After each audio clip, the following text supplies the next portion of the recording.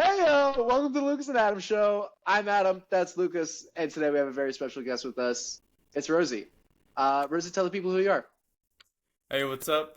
Name's Rosie. First name Aiden. I've known Lucas for about Codename Aiden. Codename yeah, Aiden. for about like 2 years now. Oh yeah. Not too much.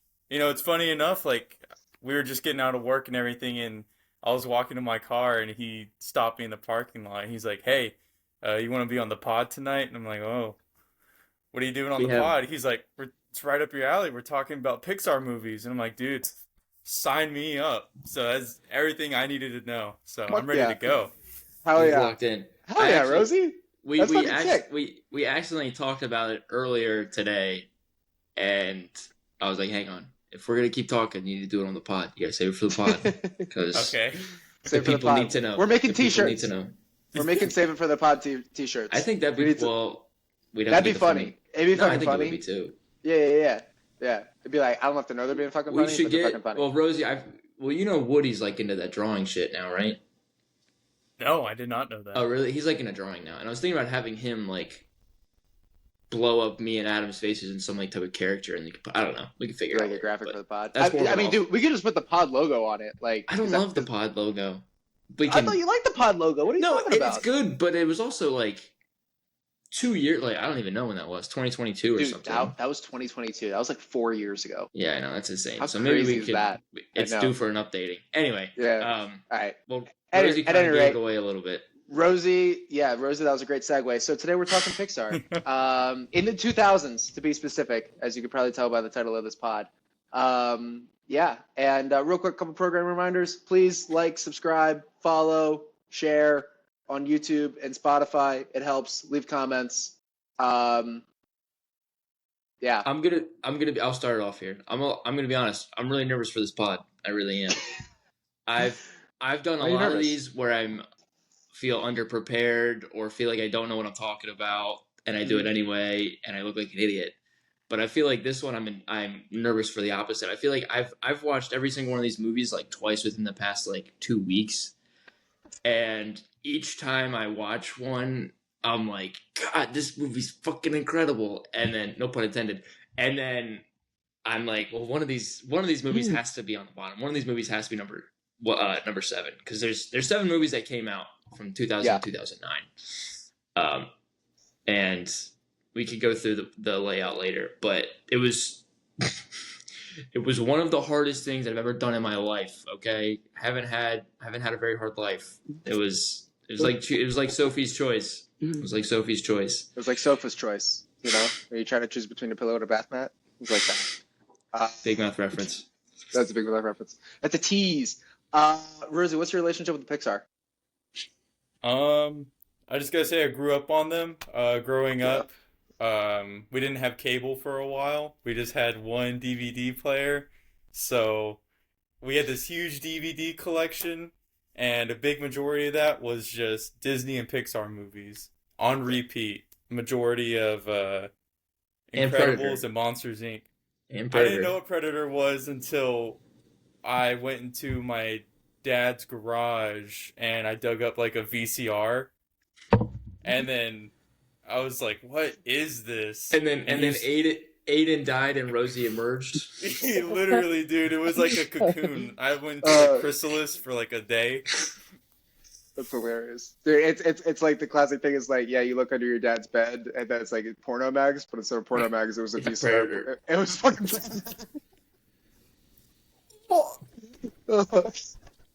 That's fucking funny. That's fucking funny. Yeah, so okay, Rosie and I haven't met before. How old are you? I am 22.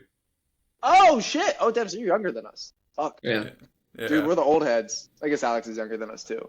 But damn, we keep it fresh. we do. Yeah, we like them young. We gotta know no. the young kids. We gotta Yeah. know what their thoughts are. Hey on Drake. the- Good one. Thank you. Thank You you. wanna do your shit? Okay, no shit. Okay, so that's dope then. That makes it even better. So, all right, cool. That's fucking sick. But yeah, so we'll get into the rankings in a little bit. But yeah, Lucas, what's your relationship?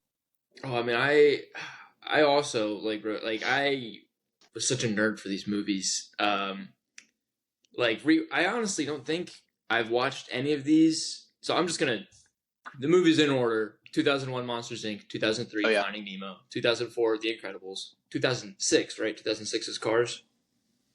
Yeah, that's Okay, correct. 2006 Cars, 2007 Ratatouille, '07 Wall-E, '09 Up. I mean, I'm not even going to make a comment on those movies right now, but I mean, that was obviously integral years in our lives. And Great run. yeah, we're not even going to get into the run right now. So, I grew up watching those movies, and I actually went to go see Hoppers last night with my girlfriend, and we were Shout out. obviously there were a bunch of kids. There were a bunch of kids in the movie theater, and honestly, I'm not gonna shit on Hoppers. Like it really wasn't a bad movie. But it's just unbelievable to think that that was the same studio that is responsible for Cars and Monsters Inc. and Finding Nemo. And it just feels like a completely different time. Granted, it's 2 decades in the past now, 2.5. But I was like, I'm so lucky that I grew up watching fucking Up, Wall-E, Ratatouille, and not like Hoppers or Turning Red. I haven't seen Turning Red, so I'm not gonna shit on it. But I mean, I'm so happy I grew up on those than like what's coming out in theaters now. I think The Wild Robot was probably the last like animated movie I saw in theaters that like kind of did something to me, like made me feel a genuine emotion. But yeah, I mean, I don't know if you guys know the Pixar theory.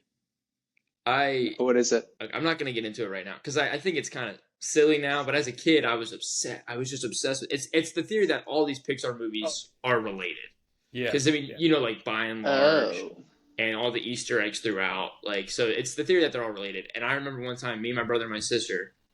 This was probably like fucking 2014, right? It was because it was right before The Good Dinosaur came out, and we were all watching. Shout out Super Carlin Bros. I haven't seen their YouTube in a while, but they were pumping out Pixar theory propaganda when we were kids, and we were just fascinated. And we'd just be downstairs watching them link all the Pixar movies together, and we'd get into it. We're like, well, how is Cars and Monsters Inc. in the same universe? And then we'd be like, well, it's intertwined because this, like, it just. So I didn't think I was such a nerd about these movies until like rewatching them all, and it was like genuinely like trying to pick between like my favorite dogs growing up because like they all meant something different, and they all meant something different in my life when I was going through something, and it was just. Yeah, I mean these are probably the movies that like I am like gonna be stoked about showing my kids. Like yeah, Jurassic Park and Jaws, like those are fucking amazing as well. But I mean you forget about these movies going through them now because I mean you don't really and they've aged perfectly. I'm talking for a while. Go ahead, Adam. But No. Please. Well, I'm gonna say all this shit. I'm gonna rehash this shit all over again anytime we talk about it. So. Yeah, I mean, it's funny for me because I was looking back through these movies, and it was some of them were just like, so a couple of them were just like so like immediately like internalized, and it was just like to me like some of this is just like this is movies, and like I'm not gonna give away like my picks and stuff like that, but like or like my rankings or anything like that, but it's just like oh yeah okay this is what movies are. I get it. This makes sense to me.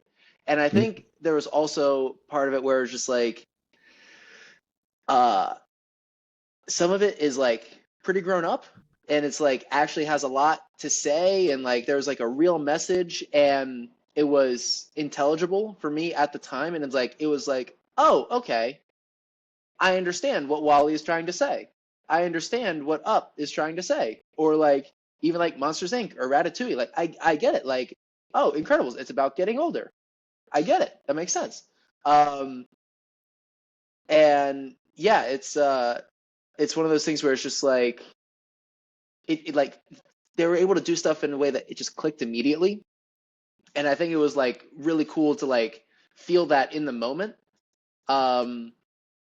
Yeah, I think that there's such a clarity in storytelling and like such a strength in storytelling in these movies like and they I all like look what you great. said. Yeah, no, they look great. I like what you said. You're like, this is like, you're right. This feels like the standard. Like this feels like the standard. Like, if you're like, these are what the people want. Like, I mean, we can get into the rankings, but like, it was like I said, all 7. I remember when we did the DreamWorks pod. I think it was double. I think there were 14 movies. And No, there weren't that many. It was like it was more than 7 though. It was more than 7, regardless, however many there were. Are you sure? I feel like it was like 14, but we only did like 11 because we only saw a certain amount. It doesn't matter. You know what? But I'm same curious. thing, I'm gonna look it up same right now. Keep parameters talking. from 2000 to 2009. And doing that pod, we were like, dude, like who like DreamWorks or Pixar? DreamWorks or Pixar? Like they're both hand in hand. And I'm not going to speak for Adam. I mean, Rosie, you can chime in too, but it doesn't even feel like a fair contest. Like you can pick any 5 DreamWorks movies of all time and pit them against 2 of these Pixar movies that came out. It's like a no contest. You're like, give me the Pixar. Maybe I'm that's a choosing pretty good sides. take. No, that's Yeah. actually a really good take because that's how I feel about it. And funny enough, like I watched a YouTube video talking about this. Shout out Schaefer Productions. Crash Course. But yeah. No, it's really cool that you brought that up because I've thought about that too. But you have something like Finding Nemo. I'm gonna always carry that in my heart and show that to other people just because of like, oh, it's a great movie, but because of the message it has behind it, and that message can be interpreted many different ways. Versus you have something like, oh, Madagascar. I mean, it's kind of funny, don't get me wrong, but Watch your it can't be tone. interpreted. It can't be interpreted many different ways. So Right. There's something deeper. Yeah. yeah. No pun intended. No pun intended. Finding Nemo is something deeper. Yeah. It's an anglerfish. Spoiler alert, it's an anglerfish. That's what's deeper. Well, Rosie, I think you're touching on something that's really interesting because I think it's just like I think what we're feeling is like the bigness of the stories that they're telling. Like Finding Nemo is like a pretty intimate, contained story. Like it's father looking for his son, but like the universality of that feeling, like it's just like who can't relate? It's like Exactly. like The okay. Incredibles, fighting with your family, like it's all there. Yeah, exactly. Yeah, like I mean, there's so much, and we can talk more like as we go through each thing. I looked it up.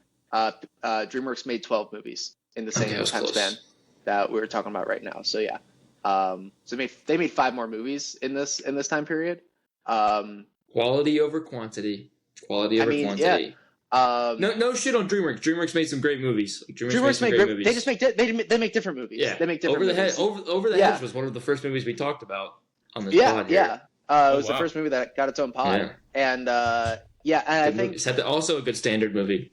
yeah, great fucking movie. Yeah, well, I think there was something that I definitely felt like Pixar versus DreamWorks, where it's just like, oh, okay, these DreamWorks movies kind of feel like they're for kids. They have like Yeah. some mature themes and jokes and stuff like that in them, but it's like Mm-hmm. these are made for kids, and it's like, and I think these Pixar movies feel like animated movies just made for everybody. Like I like that's the difference that I feel when like I just look at the different movies that each studio made. Yeah, but yeah, I don't know. Do we want to talk about anything else before we hop into these rankings, or you got I think anything else I'm at ready the top? to go. Yeah. All right. Cool. Touch on everything. Yeah, so Luke's and I, we'll rattle off our lists, and then we'll just actually talk about each movie as Rosie goes through his list from 7 to 1. So yeah, Luke, lead us off. Go ahead, 7 to 1. So, and I mean, we're gonna talk through them. So, like, don't jump down my Yeah. throat. And Yeah. like I said, this Oh, was I'll be in your throat. I'll be in your throat. this was freaking difficult. But somebody has to go number 7. And I have Finding Nemo. I know. Well, okay. Number 6. Okay. Number Keep 6. What? Number 6 was Ratatouille. 5 was Up. 4 was Cars. 3 was Incredibles. 2 Wall-E, and 1 was Monsters Inc. Holy shit. Okay. Did I my just blow 7 your to mind right now? Yeah. Is this gonna be a lot? Is this pod gonna be a lot longer than we thought? I'm getting blown right now. 7 to 1. Wall-E, Cars, Up, Monsters Inc., Ratatouille, The Incredibles, and Finding Nemo. That's so funny. I'm I getting know. off this pod right now. I'm irate right now. Oh shit! All right. Yeah, Rosie, go ahead. Lead us off. Your number 7, tiebreaker. and we'll, Oh, we'll yeah, talk. gosh. We'll talk about give it. us your whole list. Just go. Yeah. with 7.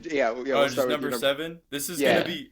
I don't know if Lucas has told you anything about me, but I've been No. known to have some of the hottest and Well, worst takes imaginable. I've said this is actually I wanted to say this at the top. I wanted to get my two best friends with the worst takes imaginable in the same room together and just Yeah, and so just see the world blow up. so if this is one of your worst rated episodes, it's because of me. So I'm just gonna put that out there. No one can beat Marcus. No one can beat Marcus. Don't worry. So at number 7, okay, Okay. really controversial pick, but I'm probably gonna have to put Wally. Really? Oh, hell yeah.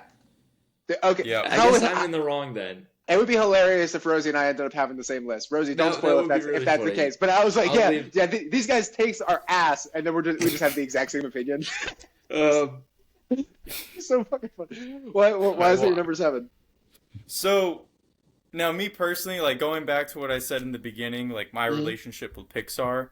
Yeah. So I don't want to say I lied, but one of those movies that was always missing from that list as a kid, and even growing up, just never really interested me, was Wall-E.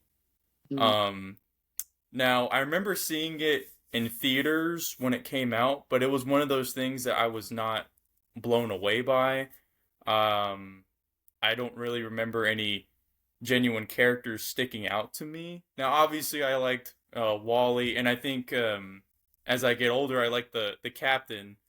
Hell yeah. Just because he's a funny guy. But anyway, Yeah. so outside It's of a lot that, deeper than that. He was like, this is the one. Go ahead, keep going. no, yeah. So as I got older and I like tried rewatching it, I think the second time I tried watching it, I was probably in middle school, maybe freshman in high school, and again, I think I just stopped halfway through because I just lost interest in it.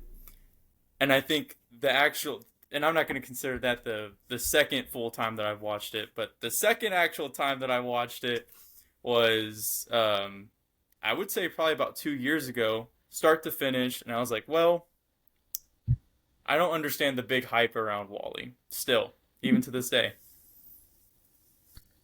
Hell yeah. So it sounds like there's a lack of reps then with your movie watching of Wall-E, because Probably, and you can blame Sarah Wilde. You can blame Tony Wilde too. your parents failed you. Yeah.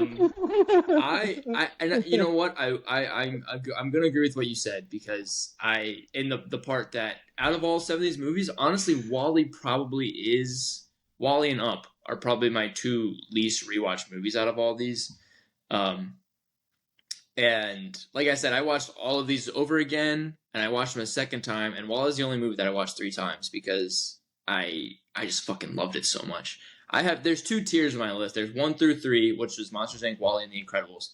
And then there's the 4. It's like movies I love, and there's movies that I love to love, which sounds stupid, but I mean, I love You Wall-E. love love. I love Wall-E. I love the animation alone. I was, like I said, I'm no offense. I like Hoppers. I'm not gonna say go see it, but it's fine. It's a fine movie. Take a drink And- every time he mentions Hoppers. Yeah, right. Well, I mean, Take a shot. Hoppers came out 18 years after Wall-E came out, and Wall-E looks infinitely better. Like the animation, the camera angles, like the fact that you can see the world like reflecting through Wall-E's eyes. Like, I mean, the animation in all these movies are great, but Wall-E just takes it literally out of this planet, because they go into space and they're living in not just Earth, but a whole galaxy. And the love story that they tell is honestly one of the best. I don't know a better love story than like this. I mean, I'm trying to think of like actual live action movies. Like I can't really think of one that like just sweeps me off. Like I just feel like the love between Wall-E and Eve is so pure. And you just see it once they alternate, because at first, Eve goes in her comatose state, and Wall-E's trying to like doesn't know what's going on, so he's like just treating like she's fine and giving her the tender love and care that she needs. And then it totally flips it on its head in the end of the movie when Wall-E kind of shuts down, and Wall-E just goes back to his factory reset self. and Eve is the one taking care of him. It just feels like such a great love story. But it's there's so much more happening than just the romance between Wally and Eve. That it opens up with the show tunes playing in the background, the dystopian. I feel like this is the only Pixar movie where you actually see like live action people. Like you see Fred Willard in the by and large cutscenes. You see them like actual people, which is just I think it's so creative. They're like, well, let's make the past look like live action, and the people in the present, they're gonna look like super animated. And and like Rosie, what you said, like the captain is so cool. Like between like the robots just taking over, and I mean it's funny because looking at those people's lives on the Axiom, I'm like, dude, that sounds fucking tremendous. I want to live on the Axiom. Like, who wouldn't want that? And it's so easy. It feels like the Matrix, Rosie. I'm surprised this is so, and you love the Matrix. And yeah. And it feels like the Matrix. Like you have these people who are force-fed this information. They don't even know what real life is. They think they know what real life is. They think that they're living. I mean, the captain says it best. I don't want to survive. I want to live. Like, it was, I probably laughed at it the first time that I saw it. And now, like, rewatching, I'm like, dude, like, fuck. And then the people who actually are breaking from the Matrix are realizing what lies else for them and what else is out there in the great beyond. And there's more to this simulation that they're living in. By the way, this is a kids movie. This is it's rated G. It's not even PG. It's rated G. And it's also so funny, like the robots who have their own little quirks, and when Wally gets shot into space, and it's just so beautifully shot. I get what you're saying. Like, well, I don't know. You didn't say it. I said it. That number 7 doesn't feel like number 7, but I love Wally, and I'm gonna keep probably referring it to it throughout this podcast because Wally is just on a different wavelength for me. Give me the plant.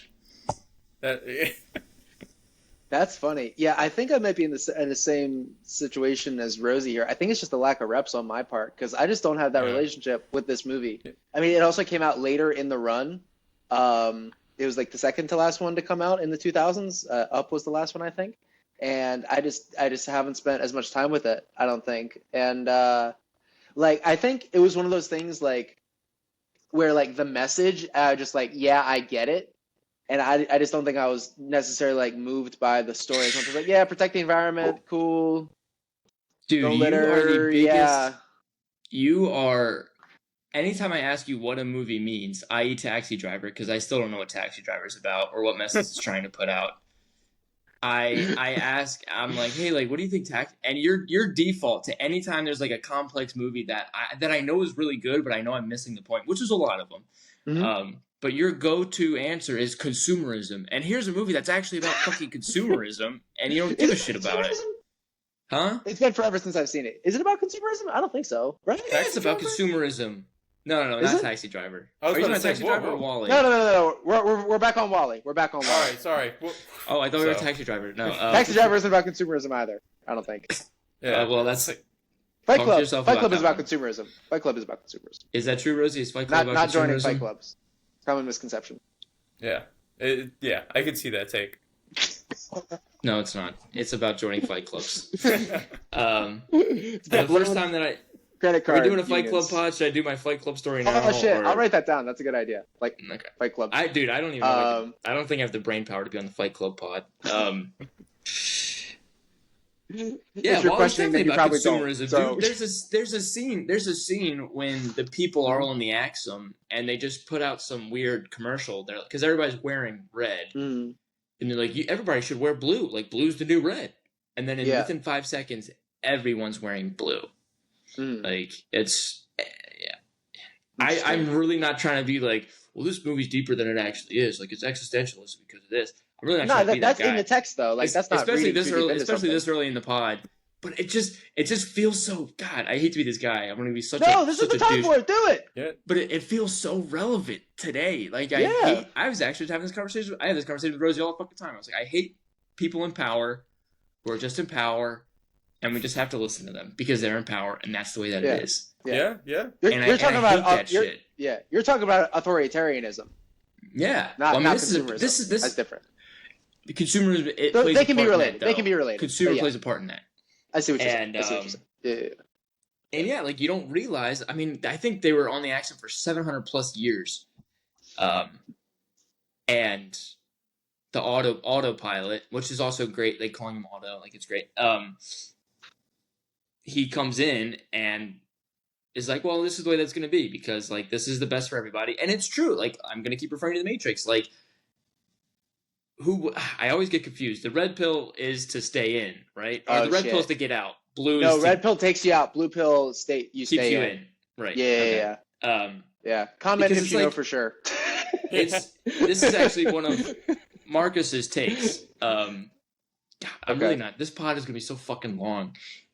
This is good. This is good. He's I like- love a long and pod. I love a long Actually, pod. Rosie, I'd like to get your opinion on this too. Let me know Right. if Marcus is a fucking idiot. Okay.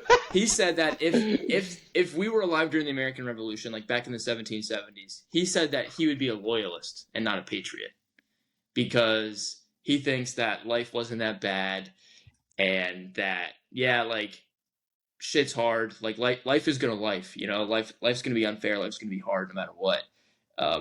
But truthfully, like things weren't that bad under Great Britain. Like, we were still eating, we were still making money, we were doing this, and being No a representation though. No representation. patriot, right? You can't tax that ass, dude. Being a patriot, I was like, dude, and it's funny because Tax this dick. Marcus is such a fucking patriot, and to hear him say Yeah. shit like that, and to back it up. Yeah. I mean, I'm glad he said it because it is like an interesting way of thinking. Yeah. And it just goes back to the point. Like, you can live in this hollowed out, 2-dimensional lie, Be complacent. and be complacent and settle, or you can actually like fucking rise above and be like, you know what? I think I want to see what else is out there. Yeah. No, that's interesting. I mean, Rosie, would you revolt against the British, or would you be I would revolt. I'm not going to be like Marcus and be a smooth brain and and just be on my little hamster wheel and running the same fucking circle. Did that happen in Hoppers? Oh yeah, was there hoppers? That's fucking funny. no hamster wheels. No in hamster Hoppers. wheel. And there's no hamsters in it. It's beavers. It's about I beavers. don't know if I can see it. It's a what? Are those beavers bushy? Are they bushy? It's What's the the deal? bushiest beaver award. Oh shit! Yeah, no, I just don't have this relationship with that relationship with this Neither movie. did I. Like, this is something that I've. Yeah, this isn't even in your Developed top three. So Wally is in my top 3. is it? What is it? Yeah, Wally's my number 2. Oh shit! Never mind. That's why I'm fighting so hard. Yeah. Okay.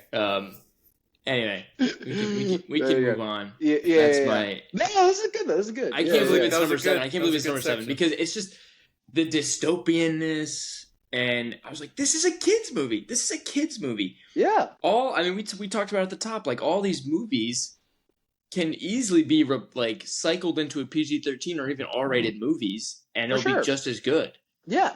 Well, honestly, I don't know about just as good, but yeah. And they hold on to these themes, and they do it in such a great way that it keeps us. I mean, this movie came out in 2008 when I was fucking 5 or 6, and now I'm 23, 24 rewatching it, and I'm still picking up on the nuances and still loving it and still appreciating it more than I did as a kid. And Yeah.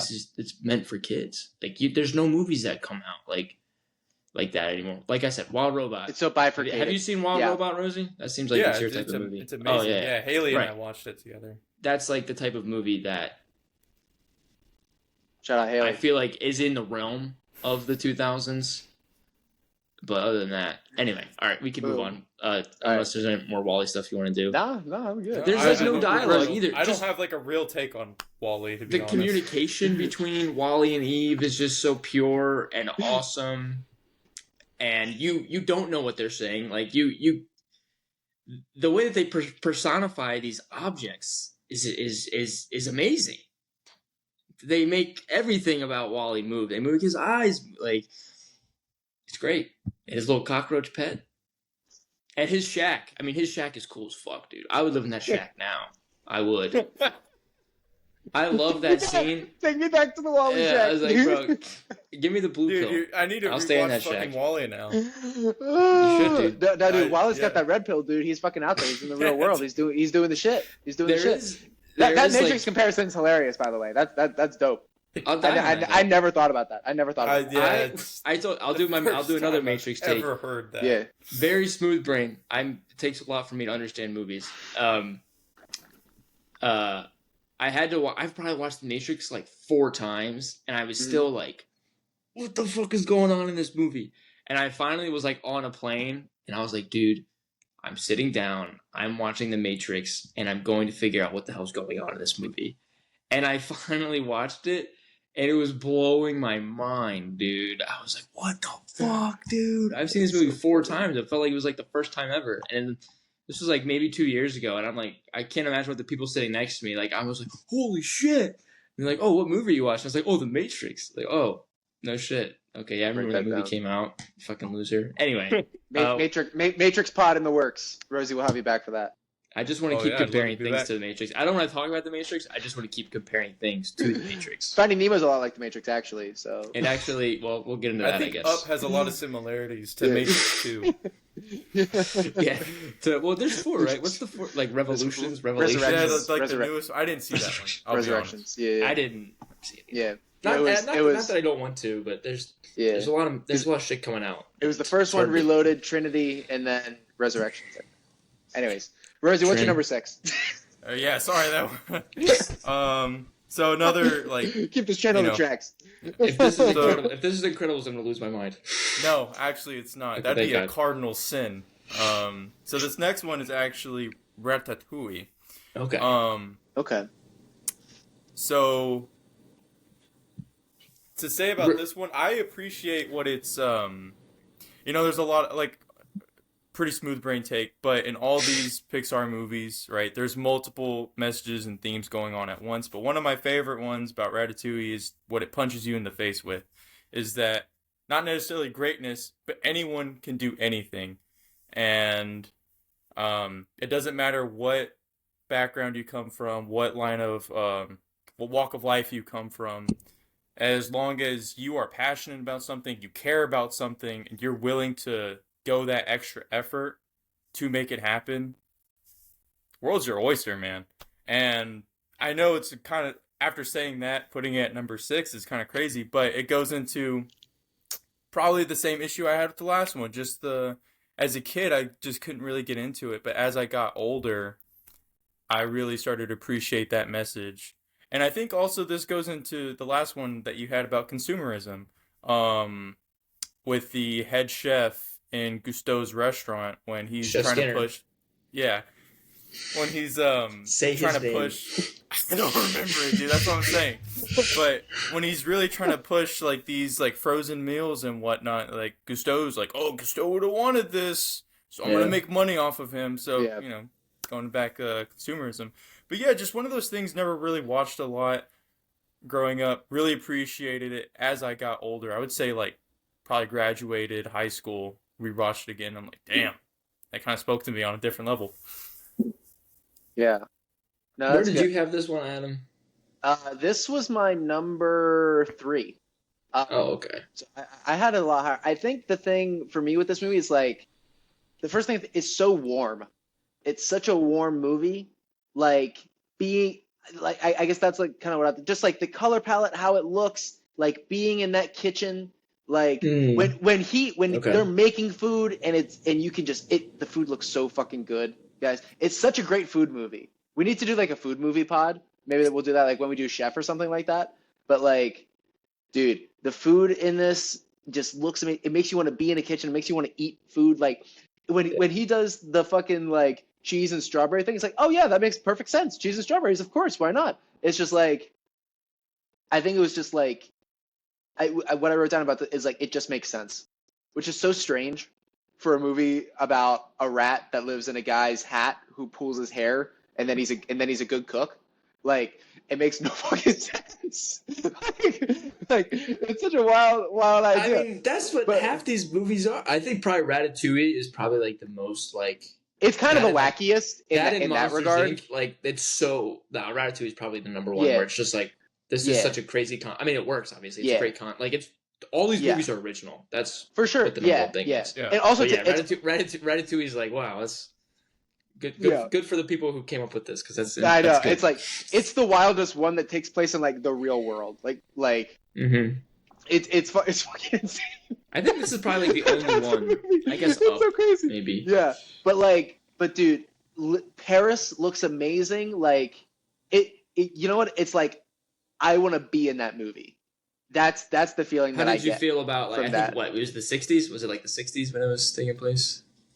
Do we know? Late I thought it was the 50s. present day. Okay. No. Really, dude? Was It was not the present day. It was not the No. present day. The cars, the TVs. Oh, it was not the present day. Yeah, you're right. You've I lost. guess You've lost credibility. I never thought about it. Really? Okay. Well, that answers my yeah, question. I was yeah. gonna ask how do you feel the time period? But there it goes. Yeah. Well, hate the time period. Can't stand the time period. But yeah, Rosie, let me know if you can answer that. But Yeah, it's according to Quora, so take this with a huge grain of salt.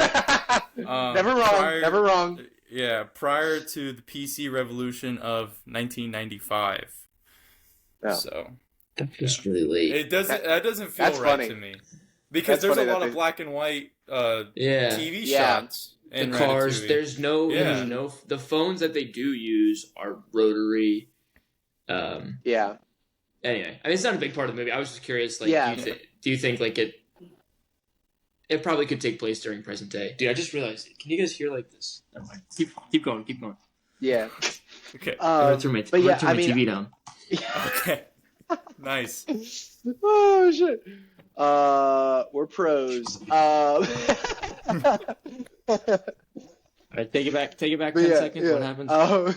What was funny? Yeah, I mean, yeah, it's just, it was one of the, I just want to live in this movie. It's like, Yeah. I don't know if I have so much to say, like that much to say about it, but like the feeling that it gives me is just like wholeness, kind of like, I get what you're saying. yeah, like, because dude, when fucking Peter O'Toole, what's his face, Anton, shit.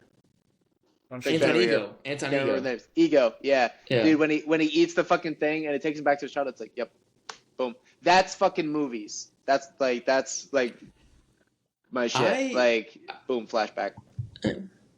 Peter O'Toole. Both of his names are nicknames for penises. I rewatching this. And don't get me. I love this movie. I was a little bit disappointed rewatching it. Really? I think, yeah. Horst didn't do it for you? What are you talking about? Horst. Was that Will Arnett? Shout out Will Arnett. Yeah. Yeah. Good. Yeah. Good little cameo in this movie. I killed someone with this thumb. It didn't feel when they're going through when Linguini becomes the head chef. Mm-hmm. It feels it just doesn't feel. What am I trying to say here? It doesn't feel. The reason that the first hour of the movie is so good is because you kind of have an underdog, and Pixar loves telling underdog stories. And you have an underdog in Linguini, and he's like proving his worth, and obviously you have him and Remy working together, and that's all fantastic. And then he gets what he wants, and it starts to go like downhill, and it just like it sucks a little bit. It feels almost too real to be like a Pixar movie, because you're like, yeah, like this is like what would happen if like a chef like this is what happens when somebody who grew up as the working man all of a sudden like started becoming everything he's wanted to be, and is like gets corrupt, starts blowing his money, starts doing the wrong things, the things that he hated when he was struggling. And it's rough. And Remy is like turning on him a little bit, and that's just hard to watch. Yeah. And then the payoff just isn't that great in my opinion. Like, okay. I do love when all the rats come together and start helping out the restaurant. I love that. That's great. I love that they're truthful to Ego. They're like, hey, like you can find out who the chef is, but you have to wait till everybody goes. And he's like, all right, I'll do it. And I love when Pixar, like, you think you know who the villain is, and they're actually one of the good guys. Like Ego, Ego's great. Just misunderstood. Yeah. And then there's really no. There's like other than that, that's like about it. Like the rats kind of go back to being with the rats, and the people kind of go back to being with the people. It just felt like a dream almost, and it wasn't. It didn't really feel like reality. Interesting. And I feel like I contradicted myself because I was like, "Oh, this is too real," and I was like, "Well, it doesn't feel like reality." But yeah, I mean, the soundtrack is great. It's not the best. That's one thing that is timeless about the soundtrack. Probably the best title of a movie out of all these. And yeah, it's a great movie. It's a great movie. But yeah, it's my number 6. Just felt a little bit like there was some meat left on the bone. Yeah, like a little too much. Your guy Patton Oswalt. Your guy Patton Oswalt. That's right. Yeah. Starsky and Hutch forever. Okay. That's what I got to say about Ratatouille. No, that's good. That's interesting. Yeah, I mean, I think it is a guy chasing, or a rat chasing a dream. Well, I guess also a guy, but yeah, and I think that's kind of what I like about it, and it kind of turns into like that fairy tale thing, and I think what Pixar does so well and smartly is like they do inject that like dose of reality. It's like, yeah, this is how the real world actually is, and how people are, and like how shit goes sometimes. And I think it's a good mix of both, and I think that it works. And yeah, so yeah, I guess I don't really bump on the same things that you're running into, but that's interesting though. Yeah, I think I just had high hopes for it, and I was like, really, is this really what? Like, I feel like I don't know. Yeah. Well, I think another thing with this movie that's really interesting is like this is where we get the turn in like the quality of animation. I think because it looks fucking amazing. This movie looks wild. It looks so good. Because this is the 5th in the 7 movie run, and like the 4 before it, like they don't look bad. They also don't have a lot of like people in them. Like Cars doesn't have a lot of people in them. Monsters Inc. doesn't really. The Incredibles is people, I guess, and then Finding Nemo, not a lot of people. But like if you hold this and The Incredibles next to each other, it's like, oh my god. Yeah. It looks so fucking good. And I think it's like, and that's I think another reason that that I like it so much is just like it's a great hang movie for me, I think. Could there sequel or prequel or TV show? What would you rather see? Rosie? All Black. Probably I think it would work well as a TV show. Yeah. Think so? No. Do you have what would it be? Do you just stretch it out, or do you go like a sequel that's a TV show, or do you go like? So I think it could work as like a sequel TV show kind of thing that kind of follows like Running the Restaurant. Yeah, Running the Restaurant, and then probably delves more into Remy's character and probably Linguini's, and maybe like a couple side characters. I don't know, like develops the relationship between Linguini and like his newfound girlfriend at the end of the movie and whatnot. Yeah. Yeah, I think it worked well as a TV show. French chick. Would it work anywhere else in the world? Does it have to be Paris? I think it could work anywhere else, but I want to touch on Adam's take on it. So the film is just very artistic. And I autistic? think that's is that why you like it? Autistic? So, and he brought up one thing that I totally forgot about, like the strawberry and the cheese scene. And then he tries to get his brother to do it, and his brother is just like, I'm not getting it. And so I think that's where another theme is just artistry in the world and how artists view it, and art is subjective, and it could be anywhere. It could be in food, it can be in media, it can be on a painting. And I think that's and also the other thing that goes into it this movie was the shift in just artistic direction moving forward. Because I mean, going back to Wall-E, I mean, look at that, you know. Yeah. So I think this was just a perfect film for young up and coming artists as children. No, I totally agree. And I think that's another thing that I like about it so much is that it is a movie about an artist, like culinary arts. That's like a thing. Yeah. Alex, friend on the pod, he's in culinary school. Like he wants to be a chef and do this shit, not pull guys' hair. Well, maybe, but but yeah, He wants to get shrunk. He wants to get shrunk. Dumb and shrunk. But yeah, no, I think that's another thing that is so cool about it. It's like it is that artistic pursuit, and it's also kind of super ironic because I don't have like a very discerning palate. Like I'll eat anything. I'm like, yeah, that was good. Sounds Sure. like someone else on this pod that I know. Dude, do not talk about yourself like that. I did not just DoorDash the burrito. That's all I'll say. Is that a euphemism or? Where'd you get it from, by the way? Is it? It was a local place. I think it's Tacos, California. Go ahead and dox yourself. Yeah. Where you at? What's your address? What's the address? Yeah, what's the zip code? 78332. Yeah. And the social is what? I think it's fuck, I forgot. Mother's maiden name. Yeah. 420, 69, 69, 420. 67. Oh shit! All right. Yeah, that's pretty much all I got on Ratatouille. What's your number 5? What you got? So moving up, we got Cars. Okay. Yeah. Do it. Owen Wilson, ISO, go. All right. So this was a movie that my brother and I bonded on a lot growing up. I think this is his personal favorite Pixar movie, and which says a lot because now I think he is very like mechanically inclined.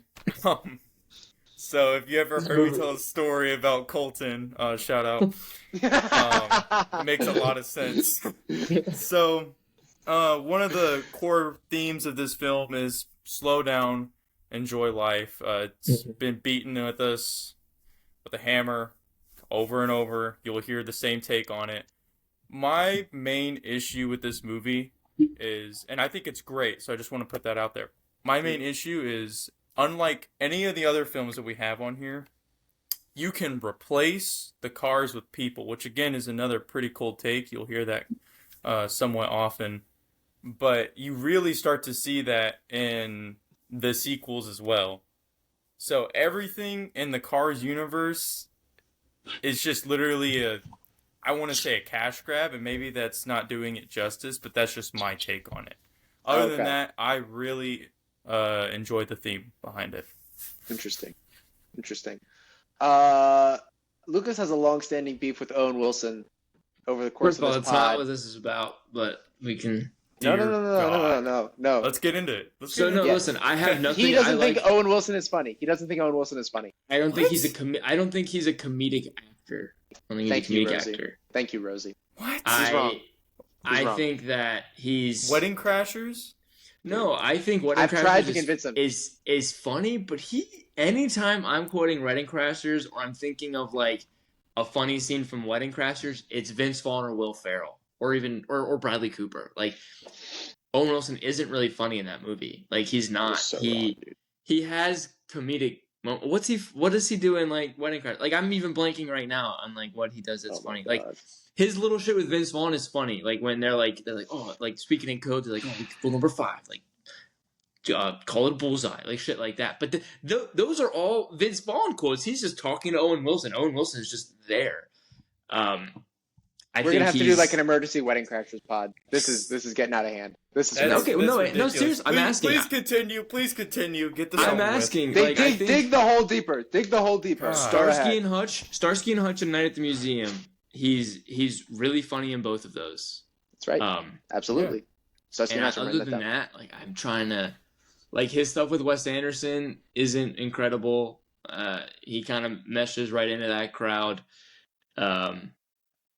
I love Cars. I love Cars. I won't do my car stuff right now, but he's just kind of he's the voice of Lightning McQueen.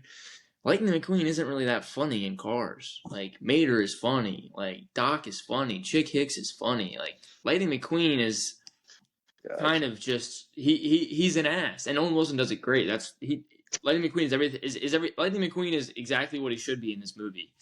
And Owen Wilson does a great job of voicing him. I love Owen Wilson. I just don't think he's like a comedic actor. I think Ben Stiller, like Vince Vaughn, these people are a lot fucking funnier than him. And yeah, like I'm trying to think of other movies that he's in. They're like, because I do think about it a lot now that this take has been public, because there is stuff. So the reason that I invented this take, I pulled it out of thin air. There's this movie coming out. It's called Super Dog or Wonder Dog. I don't fucking know. It's a kids movie, and the poster is Owen Wilson is Super Dog or Wonder Dog or whatever the fuck it's called. And I was like, oh, Owen Wilson, like I'm gonna see it. Like I think that'll be a good movie. But then I was like, what? Like will it be? Like, because the movie looks pretty fucking lame. But the fact that it's Owen Wilson, I felt like I had to see it. But I was like, I don't think I need to. Like, I don't think Owen Wilson is like that funny. Like, just because he's the voice of somebody doesn't mean it's going to be fucking funny. It's not. I don't even know what studios is making it. But I was Charlie like, yeah, the Wonder Dog? Yeah, I think that's it. Yeah. And I was I've like, never heard of this. Right. It's on the movies. It's on one of the movie posters. I think I've seen a trailer for it. And then I was like thinking to my head, like, well, what actors would you see it if it wasn't? Like, if it was Seth Rogen, yeah, I'd probably fucking see it. If it was even if it was fucking Pete Davidson, I'd fucking see it. That's the whole reason I saw Dogman. That movie kind of a little bit. But yeah, like I don't think Owen Wilson is like a comedic actor. I don't. Very interesting take. I know, we're supposed to be the ones with the bad takes, Lucas. Right, but I feel like you're kind of stealing our thunder right now. Yeah, dude. Do you get where I'm coming from, though? I'm not asking you to agree with me. Dude, but like, change my mind. Seriously. I think he's hilarious in everything that he does. What is he hilarious in? Like, I love Cars. Cars is funny. Like, the funny shit in Cars, like when he's like, I'm a famous race car. I'm stuck in Hillbilly Hill. You gotta help me. I should be Spruce Dinoco right now. And like, that's kind of funny. And then the minivans like lock their doors, and that's what's funny about it. Like, that's where the comedic timing comes in. You're saying he's the straight man. Yeah, he is. He's not. I don't think he's a comedic actor inherently. No. This is like he was like in the rom-coms. I think he was behind Enemy Lines. I think he was. Yeah, he was behind Enemy Lines. Yeah. He's a good actor. He's a great actor, and he's like good in the shit that he does. But like he couldn't hold down. I'm trying to think of a movie here, like a good comedy movie that's come out within the past 10 years. Well, that's kind of hard. But yeah, I know, right? That is actually. They don't really make those anymore, dude. He could have been Paul Rudd in Friendship. Okay, I never saw that yet. Oh, dude, for real? It's funny. But we'll go to another Paul Rudd movie. I Love You, Man. Rosie, have you seen it? No. He could be. But I've heard it's good. I think they do kind of different stuff. I think he would work in a lot of Paul Rudd roles. I think Owen Wilson works best and probably the same for Paul Rudd, is just line delivery. Yes. And I think that's what it comes down to. So his voice is funny. I understand your take. Yeah, his voice is funny, and the way he's just like his facial features. There's not another person that I can think of in Hollywood that looks like Owen Wilson. Where he's like, right? What's going on? You know, I'm like, dude. That's the thumbnail. That's the thumbnail. Right there. But no, like in seriousness, and I think it works best in Cars because you have Owen Wilson's like distinct voice, and when I see Lightning McQueen, I can just imagine Owen Wilson making that fucking face. Yeah. Whenever he's like talking like an asshole. Yeah. To everybody else. Yeah. Wow. Oh. And he's like, oh wow, you got a tramp stamp. Nice. Right, and he's a great Lightning McQueen. He's a great Lightning McQueen. Yeah. He's not Mater. He's not Jake Hicks. He's not fucking Fillmore. Like, he's not these people. Like, and granted, like, it's hard. Like, it's very hard to be like a funny guy and hold down a movie. Like, you need to have, like you said, the straight man to kind of play it up against. Yeah. So he's funnier. Like, in Starsky and Hutch, that's his funniest performance because he's like, Owen Wilson could not be Walt Goodman or White Goodman from Dodgeball. He could not be White Goodman. He could not be in I Love You Man. He could not. I don't think he would. He totally could be in I Love You Man. He could be Sidney Fife in I Love You Man. He could not be Sidney Fife. If anyone, he Are would you be kidding? Paul Rudd He in that could movie. totally be Sidney Fife. He could totally be Sidney Fife. Fife is hilarious, and Paul Rudd. Owen could Wilson not. is hilarious. Oh my god, dude! Like Luke Wilson over Owen Wilson in that role. all right. Guys, I'm willing to debate this Dude. topic with anyone because All right, I would we're love gonna to have to be do a wrong. whole. Yeah, we're gonna have to do the Owen Wilson debate pod because it's come up way too many times. We gotta like prepare our arguments. It's gonna, dude. Oh once my the god. fans start pretending to care a little bit more, Yeah. maybe we can. Dude, all right, think about I'm doing the people versus Owen Wilson. I like Owen Wilson. I do. I love Owen Wilson, but like he's not funny enough to get me into the theaters for like a comedy movie. I don't think he's okay. You know what? Meet the Parents. He's funny. Meet the Parents. He's funny. He's hilarious as He's the funny. fiance. Yes, dude. He's so Nice fucking one. funny. Nice one, Iceman. But he's like better suited for being the straight man. Like I said, That's Along Came Polly with Ben Stiller. Like I think. Like that's Owen Wilson's wheelhouse. That's like where he belongs. He's not zany. He doesn't do like crazy shit. Could Like, Owen Wilson be too. in Tropic Thunder? Could Owen Wilson be in Tropic Thunder? Absolutely. Yes, He could be Matthew absolutely. McConaughey. He'd be Matthew McConaughey. He could, dude. That is a pretty cold, like, what was I that? don't see that. Texas to Texas, dude. It makes perfect sense. It makes perfect No. sense. Just I him don't bullshitting think on the it's phone. As funny. Juggernuts, dude. Could he be Matthew McConaughey in Wolf of Wall Street? That's You a know different what? role. You know what I'm gonna say? I'm gonna say yes. Oh, I would have to agree with Lucas on this one. I'm I gonna just say feel yes. like that's a different. And I feel like Rosie, I and thought we feel were like- boys. I thought we were boys. What the No, fuck? no, we're still good.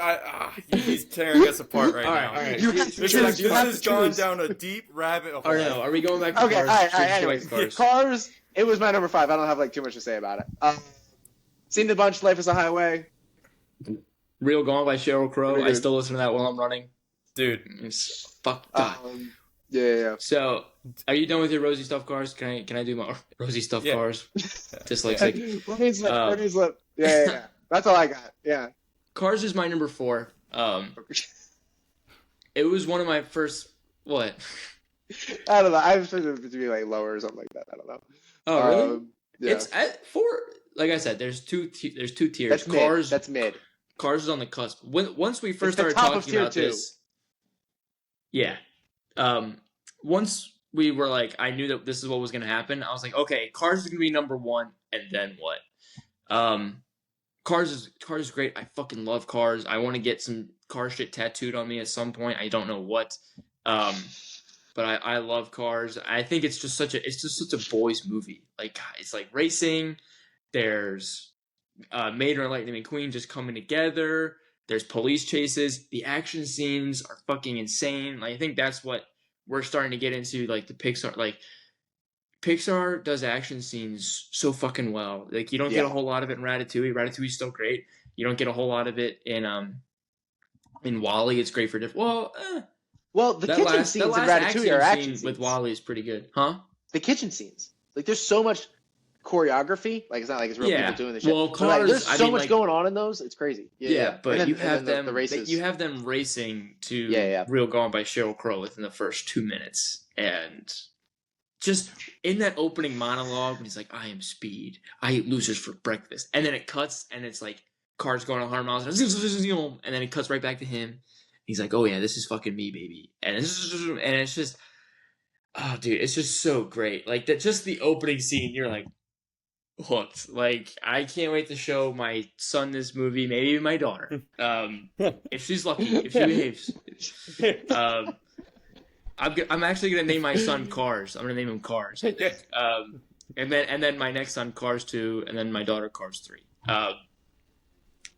It's just so fucking great, and it never, no pun intended, it never lets its foot off the gas. Well, it kind of does. Like, you get to Radiator Springs, and it feels like a different type of movie, but that's great. Like, you need that. And then, like you said, the Life is a Highway, because when he's chilling in his car, like, it's so comfortable. It's great. Like, Pixar just has such a great way of, like, making the living space of these characters. Even Linguini's apartment, I was like, dude, I would love to crash in. Dude, Linguini has such a great apartment. It's comfortability and warmth. Yeah, it's like, what makes you feel like, oh, okay, I can be at home right now. Like, I am at home watching this. Right, and then he, like, ends up on the freeway, and I mean, Rosie, our resident Texan, I don't know, it feels like it's like kind of Texas. I feel like he was in Texas when they got turned around.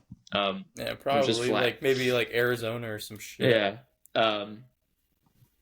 Yeah, and then he gets to Radiator Springs, and the cast of characters is phenomenal. Probably the best ensemble cast out of all these movies, I'm thinking.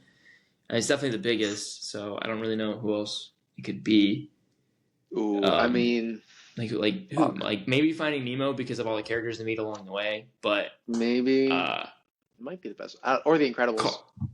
That's my immediate thought. For ensemble? Oh, but why? I don't know. I don't know. Well, you got Holly Hunter and Craig T. Nelson.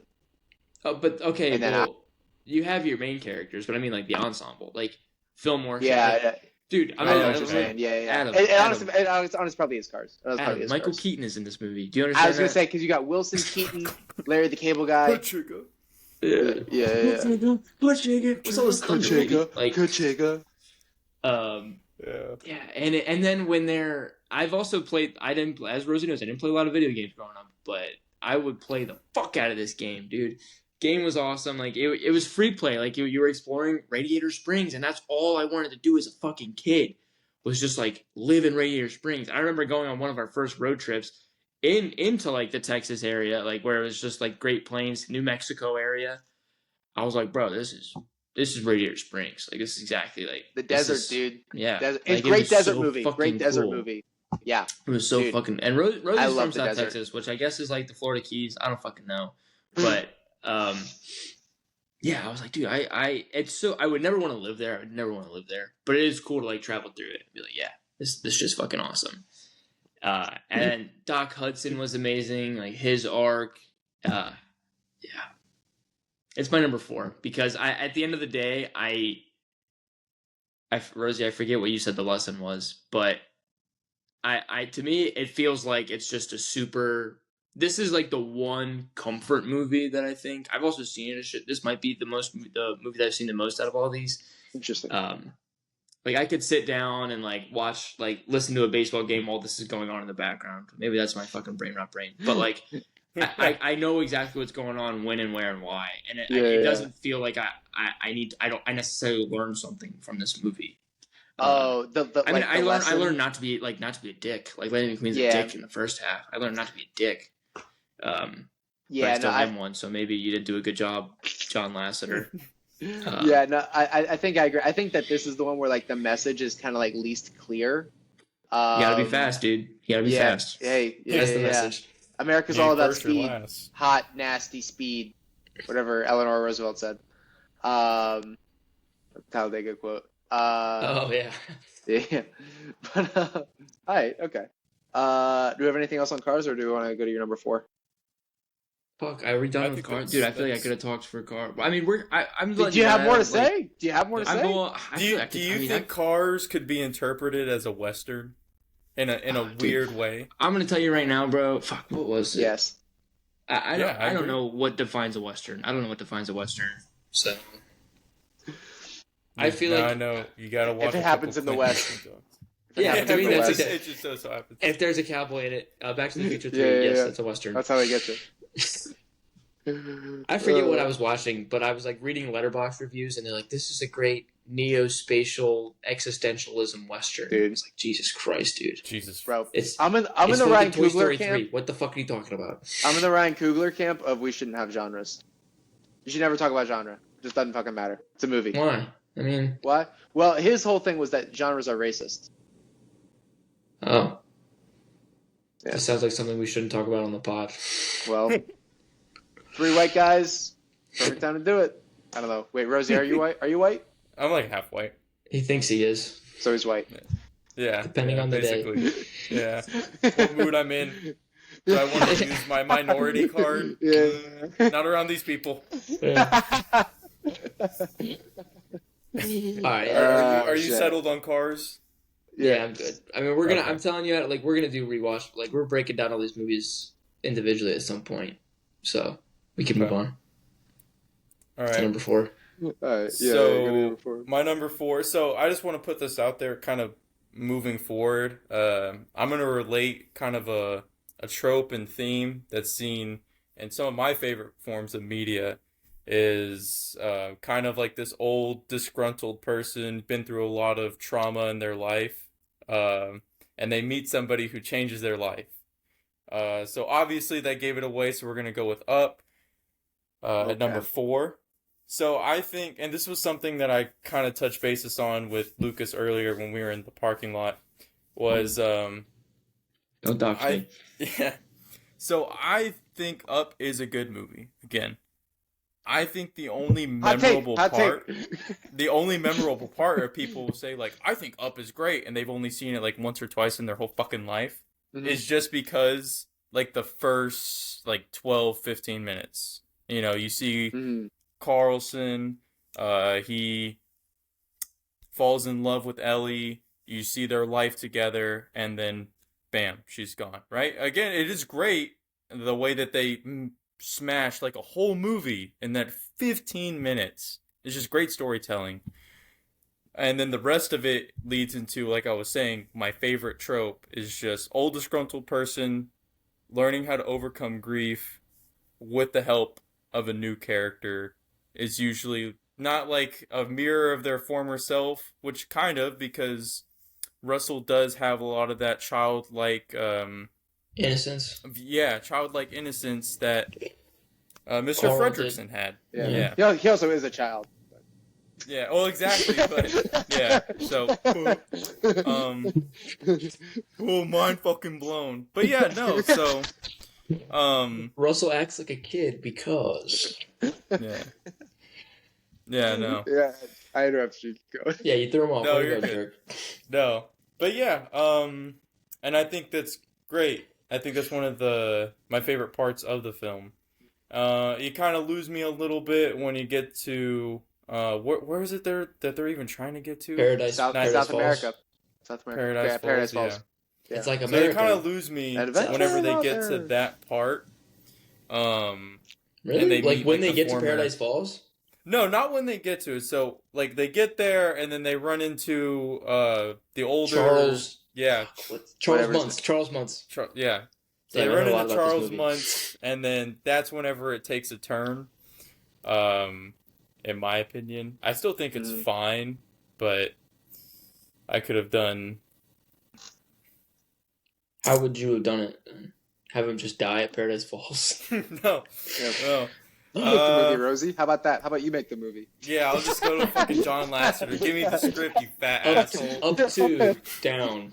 Is John Lasseter fat? Oh yeah, he is. I think actually. He is. I And have seen he him. apparently is a rapist. All right, we're not doing this right now. We can't do it right now. Yeah. Is he? At? Everyone in the comments, on. I how didn't- dare you? Yeah, dude. Like, dude, get this fucking guy out of here from Hey, next there you time. talk about Don't Pixar. worry. Don't worry. I know. Yeah. Yeah, sorry. Go ahead. That's fucking. Well, no. So, what don't you like about the Charles Muntz part? So I think it's fine. The issue is that I get why he's turned, because he's been up there looking for this fucking bird for God What, knows how long. His 30, only 3 or 4 friends decades. are dogs. Oh, longer than that, And dude. so he's ready to kill Russell and Carl over this bird. He's Which- killed before. Yeah, I totally Yeah. forgot about that until now. But I think it probably could have been done just a little bit better. If you want to ask for more specific details on it, I got to rewatch it very recently. This is just me going off of memory. I just learned about this. That's true. I know. I'm gonna preface. Like what? 5 hours ago, I think we talked about it, and then he wasn't gonna do it, and then what? Like, dude, like 5 minutes before you hopped on, then he was like, "So he's doing great." No, I told you earlier that I was like, "Yeah, I'm very interested," but and then something came up, so I got this burrito. I don't know if I'm gonna be able to get around it. This burrito's back. But it can wait. It can wait. But yeah, that's it. Yeah. So Rose, I think I'm in a similar spot with you, where like I love. Where was it for you? It was my number 5. Okay. So definitely closer to the bottom. I think that more speaks to the strength of the top for me, though. I mean, it's good. I've seen it so many times. It's one of those first. It was like one of the first movies where I like remember like people crying. It was like, yeah, people were like, yeah, this is like a really sad movie. It's like, I got it. Yeah, his wife died. Cool, like whatever. But like it. Yeah, only the love of your life, bro. Come on, dude, get the fuck over it. Yeah, I think it. I wasn't as big of a fan of the world that it put us in as I am with like the other ones. I don't think. Yeah, and I think the stuff with Charles Muntz, like, cause it's a different movie than like there's two halves. Yeah. Like, yeah. It's like Indiana Jones almost, and maybe that's like a poor way of explaining it, but. Well, I mean, it's an adventure movie. I mean, that's what the whole cast of adventure is out there, and they find adventure, whether they want it, like it's the type that they want it or not. Yeah. Don't meet your heroes, folks. Oh shit, that's actually, dude. I should have watched all these before I came on here. Now I just look like a jackass. No. I mean, I had Up at 5 as well. Yeah. So I think it would have been. It kind of felt a bit like overstuffed to me. I think. It was like, oh, okay, and now there's a talking dog, and now there's Kevin, and now there's Charles Muntz. It's like, I like this feels like a lot, and it feels separate from what he was trying to do. Because, like, if the movie was just Carl and Russell getting to Paradise Falls, the lame movie, then I think that's a DreamWorks movie. That's not a Pixar movie. I think it's a better movie if it's simpler. I understand why you got to add the shit in. Yeah. What's that? No, I was saying, like, if it was executed like that, I think there was a lot more they could have done with it. Yeah, because that was the relationship that I was into. Like, I was into the old young dynamic that you were talking about. Push us words.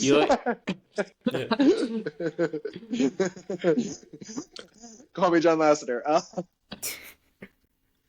Well, real quick. So, what were your 6 and 7, Adam? My 5 what? is up. Cars and Wall-E, respectively. Cars 6, Wall-E 7. Okay. Yeah. Interesting. I really like Up. I actually was prepared to put this at number 7. Before I rewatched it, and I also hadn't rewatched it a lot because I knew it was. I was gonna say this movie pulverizes you, but that's dramatic. This movie doesn't pulverize you.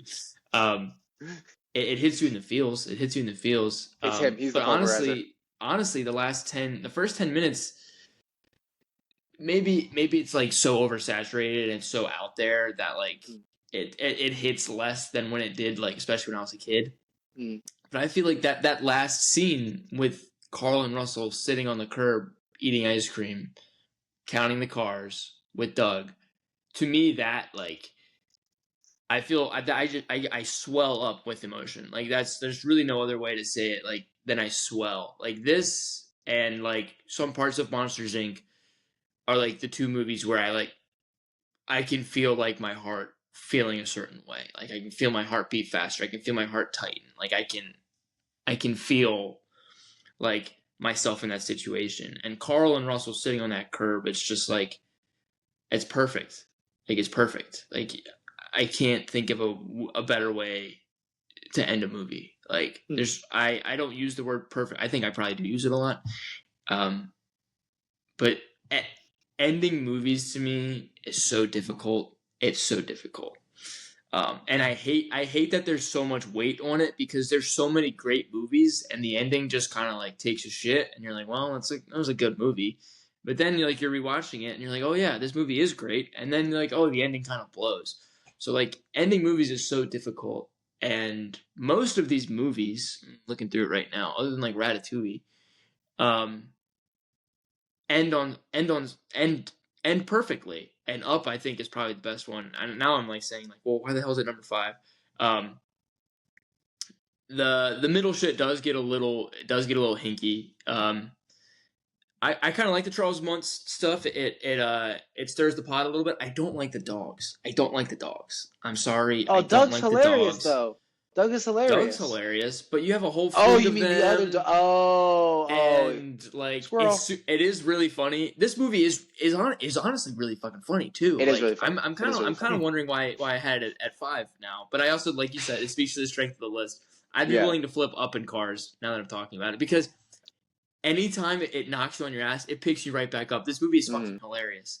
Yeah. When Carl, Russell, Kevin, and Doug are all together, like in the jungle, it's so funny. Like it's so like I could watch a whole movie about that. And then you have like Alpha and the other dogs come in, and you're like, oh damn, really? Like, are we already at that part? Like, I want to see more of that of Kevin coming out of the woods, coming out of the woods, and nibbling at Russell's chocolate, not an innuendo. And or when it was like, Mr. Frederickson, I gotta go take a dump, and then he just yells out, he's like, do I dig the hole before or after? And he's like, Carl Fredrickson's perfect. Ed Asner does such a great job. He's like, oh. He's like, oh, I figured it out. It's before. Like, when Carl is in his chair, like sitting down, when he's flying in his house, and then you just hear the knock on the door. Like, you know it's coming. I've seen this movie plenty of times before. I'm like, oh shit, someone's at the fucking door. Like, what? Like, what would I do if I was like getting a knock?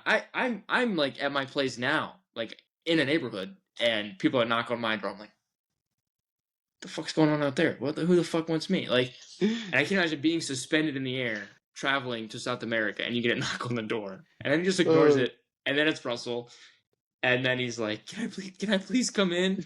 And he's like, no. And he's like, please, Mr. Fredrickson.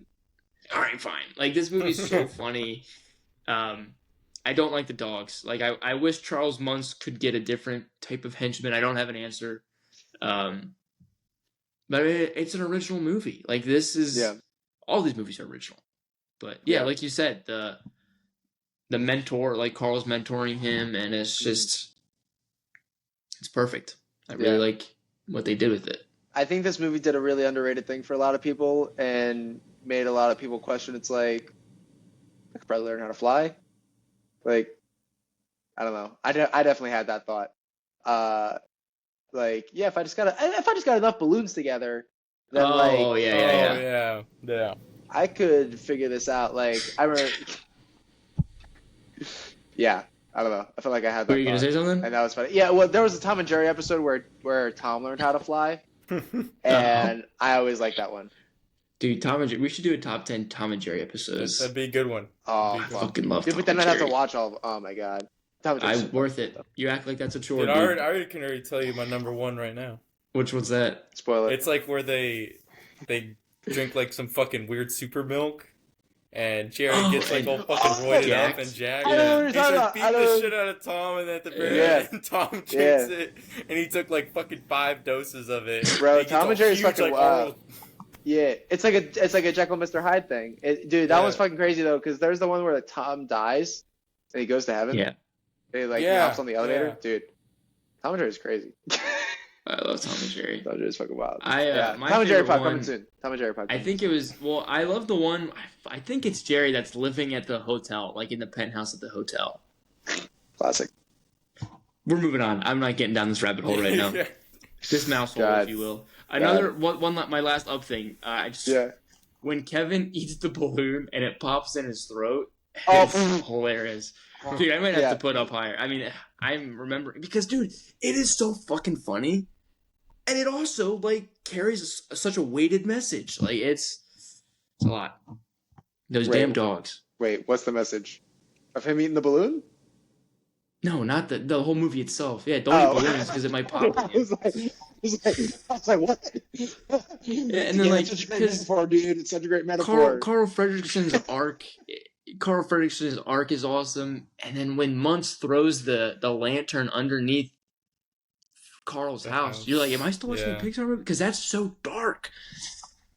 Yeah. Ay. We're ending it. I need an intermission. Oh my. I need a cigarette break.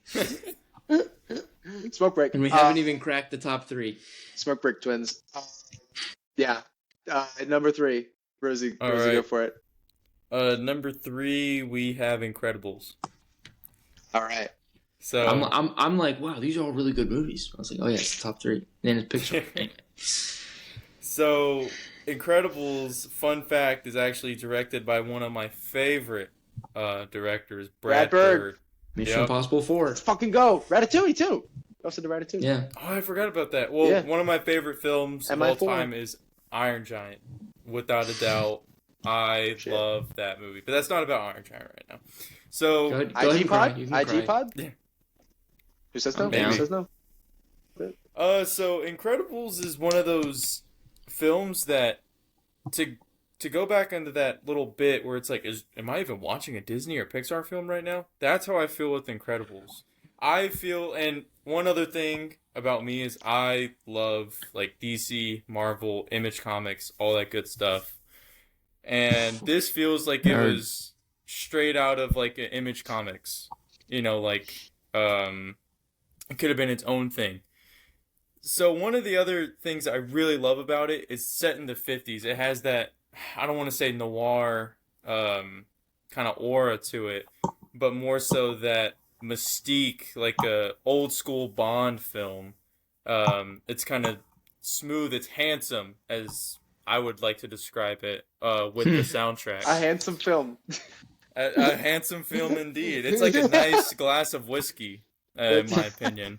Smooth. That's what very I think smooth. of when I think That's of great. Mr. Incredible. So another thing too Oh, he's is smooth, the all biggest right. thing about this is family, obviously. Yeah. And going into a point that you made, Lucas, is that family fights with each other. And that can be whether it's just your wife, your husband, or even with your kids, but it's how you overcome it. And obviously they overcome it together and they learn to work as a family. I think it also deals a lot with, obviously reliving the glory days, chasing what you once had, but finding out what you have now currently is worth more than any amount of money in the world, and that is a beautiful family that you have worked together with and that you can prosper forward, and they can give that same feeling that you had about reliving the glory days. And that's just like my take on it in a little nutshell. No, that's great. Yeah, I think The Incredibles for me is one of the first, it might be the first movie where I remember thinking, oh, they're doing something like sophisticated here, and it's kind of offbeat, and I really want to understand it. It's one of the first movies where I remember things going over my head Were in you a way like, that I like. were you like 3 years old? Like, yeah, this is deeper than No! I'm fucking like. Dude, No, what? dude! I The was first like, time I You're saw an this movie, was like, asshole, oh yeah, dude. You're good guys such an kill bad asshole. guys. Good guys kill bad guys. That's what I'm thinking. That's what this movie's about. no, because I was Maybe thinking, some like, jazz. Maybe some I was like- jazz. I was like, oh wait, like time passes, like he's in his Oh, okay. old superhero suit, Okay, I and get what you're now saying. a break, and then he's like he's got a new superhero suit, and like he's older. What? He's got back problems. What's going on? And it's like it was like a whole world. Like it did the thing that so many of these Pixar movies do. It puts you in a world, and I was just like, oh wait, like I was like, they're doing something. I can tell they're doing something smart. Edna Mode is a smart character. Like they're doing something here. Like Edna Mode is saying something. Like the fact that they have that character here, that's a statement, and I want to know what that statement is. Like I remember I just had so many of those thoughts watching this movie, and it was like, what is it trying? It's trying to say something about superheroes. What is it trying to say about superheroes? And just like have like wanting to figure that out. And I was just like, I just gotta keep watching this movie, just figure it out. And yeah, and the older I get, and like it gets funnier with age. Like it only gets funnier. It's so fucking funny. I think it might be the funniest movie Of all time. of all Well, time. Owen Yes. Wilson's not in it. Owen Wilson's not in it, so yeah, I'm inclined to agree with you for a little bit. Oh god. But Dude, but I go ahead. no, I was saying, and it's also just such a great movie about like just getting older and like and yeah, and just like Rosie said, it's just like it's a great the grass is always greener movie. Because like if I could just get back to my glory days, like and remember what's really important, then it's like no, what's important has changed. Yeah, Like life goes it's on. great. Yeah, it changes and it gets better. The new thing can be better. Yeah, Yeah. this movie and Monsters Inc. do two things that we haven't really talked about yet, and it's voice work. Craig T. Nelson, Jason Lee, right? Yeah, Jason Lee.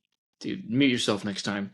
Party foul. Craig T. Nelson, Jason Lee, Brad Bird is Edna Mode, Holly Hunter's great. Great. Like and Samuel L. Jackson's in this, anyway. Like Craig T. Nelson is perfect in this role. I remember like watching like Coach, like his TV show Coach, and I was like, yeah, that's Mr. Incredible. So yeah, the voice work in this is great. God, I don't even know where to start for this movie. I'll start with the soundtrack. I want to hate jazz. I think it's really funny when people just hate jazz. You like jazz? I want to hate jazz because I think it's funny to just hate jazz, but I fucking love jazz. I mean, we'll get into Monsters Inc. too. Ratatouille. I don't know if that's. I don't think Ratatouille's like jazzy. I don't think that it is. But The Incredibles just punches you in the fucking face with this jazz. Like, can you imagine if you were watching like the Civil War, and like Captain America: Civil War, when Spider-Man and War Machine and Winter Soldier, they're all fighting in the airport, and you had jazz blaring in the background, you'd be like, "What the fuck are you talking about? That's stupid." That is what they do in this movie multiple times, and it's so fucking great. It's so awesome. That final fight scene when they're fighting the Omnibot, and they're all working together, and there's just jazz, like there's trumpets like fucking blaring, like there's trumpeters like dying in the background while these people are fucking fighting. And it's so fucking great. You're like, oh my god, there's so much going on. And just watching Dash and Violet like develop, like learn how to use their powers. Like this is the first time that they can actually use their powers. I mean, growing up, I loved Dash, not because he was fucking another kid my age, but like you wouldn't know it by looking at him. Yeah, pretty fast. When he starts to walk on or run on water. Dude, and he's just like when he's like laughing, I was like, "That's exactly what the fuck I would do if I learned to run on water." If you learned to run on water, you would run on water. That's what you're trying to say. I'd laugh and run on water. Yeah, I like, and that's just the surface level shit. Like we haven't even talked about like Mr. Incredible, like him working his boring ass job. It's just the opening. Worst boss in the world. Yeah, Wallace Shawn. The opening scene is also hilarious when I love it when Mr. Incredible's like, I forget what he said, but everyone's laughing and he gets up, just taking up the microphone, and then like the next scene he's sitting back down because they're like, oh, we're actually not done yet. That when they're interviewing them, it's all great. And the opening scene when he's trying to get to his wedding and he runs into all these side quests and he's like, I still got time. And the back and forth between Alaska. It took, dude, for a while. Like, I'm embarrassed to say, like, I didn't know Elastigirl.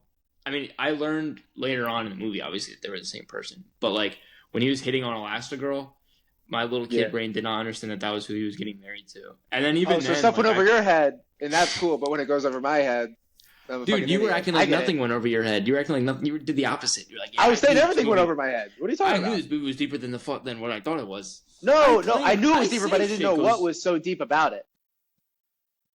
I knew there was something. I didn't know what it was. That's weird. It made me curious. It made me curious. Buy curious? Curious about buying? Yes. Buy curious.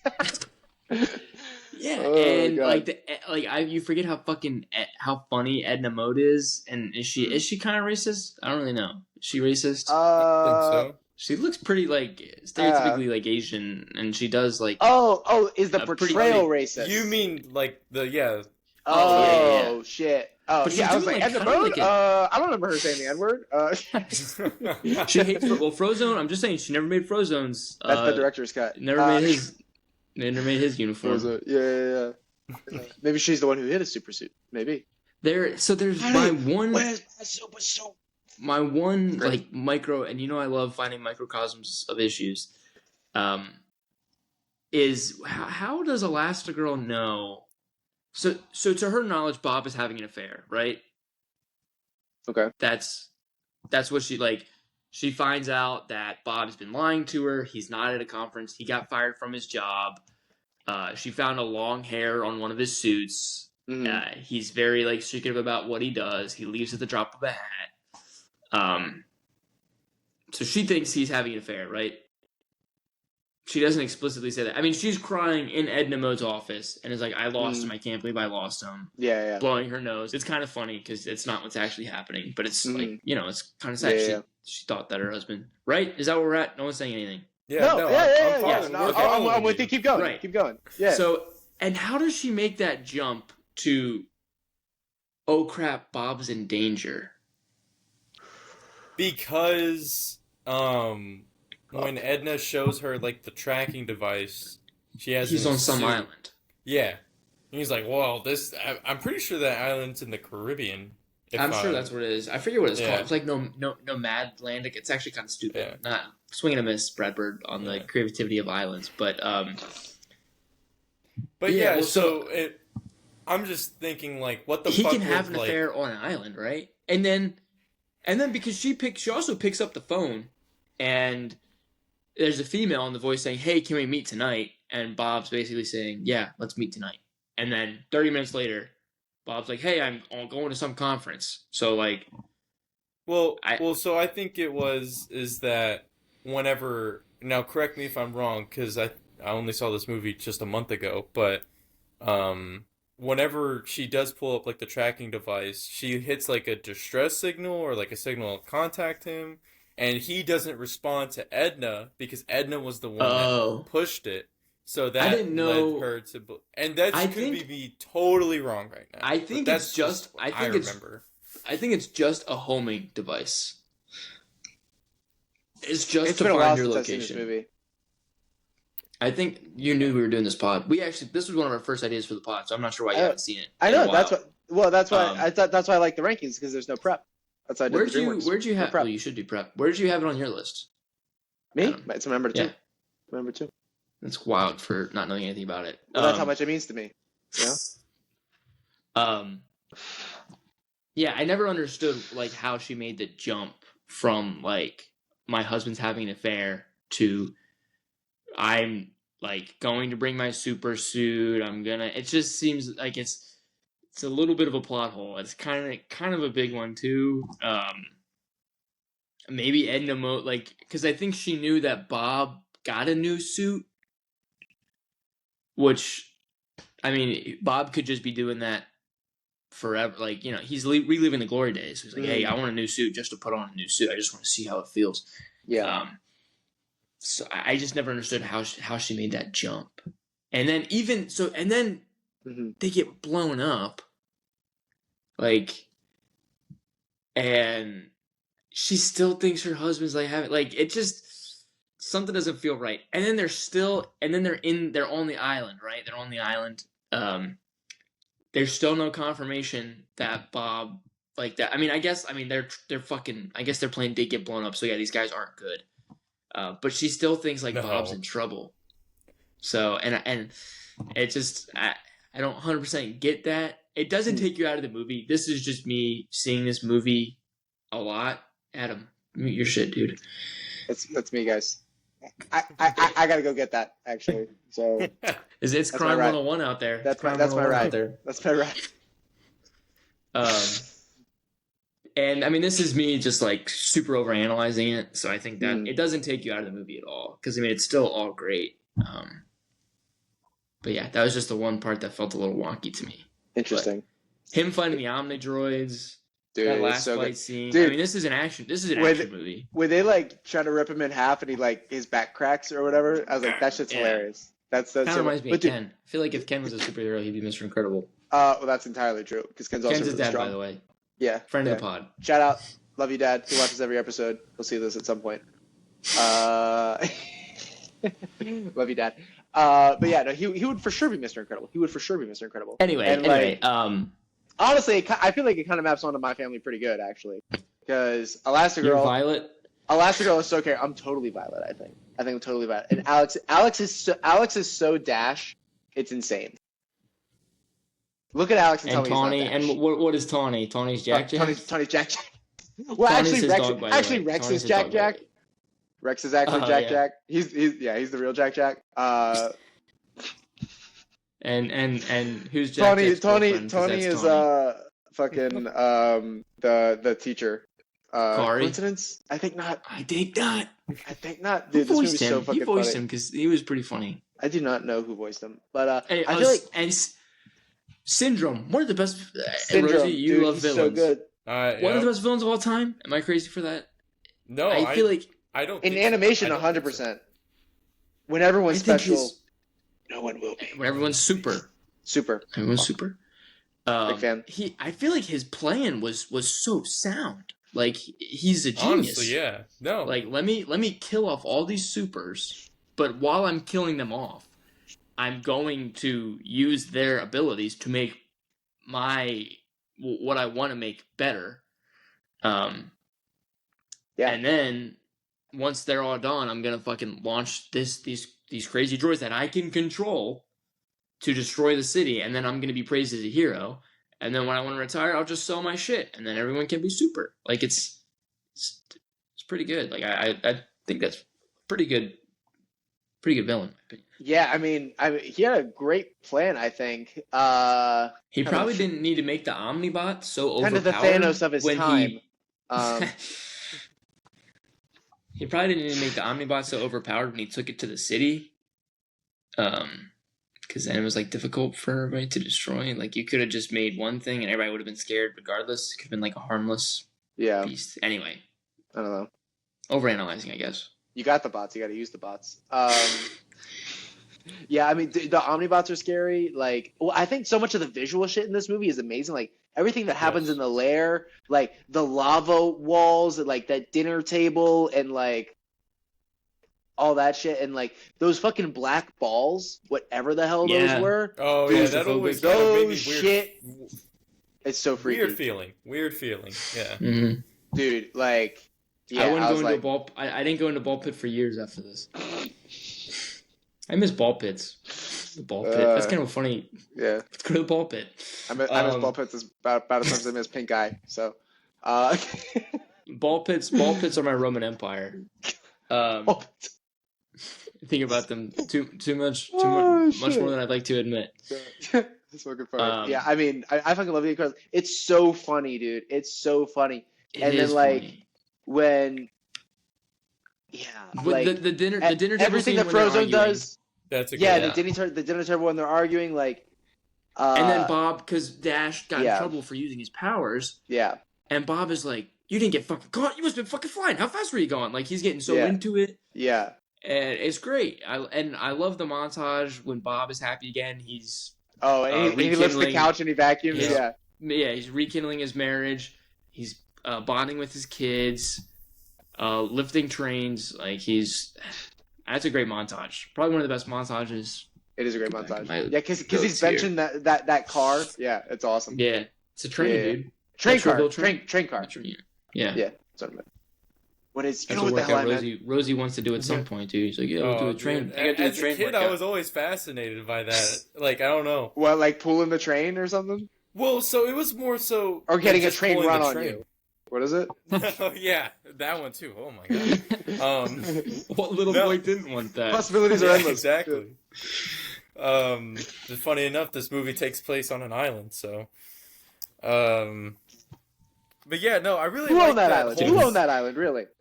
Moving on. We can't do that. I'm Yeah. not doing that here. But one of the last files? Was Syndrome in the files? Do we know?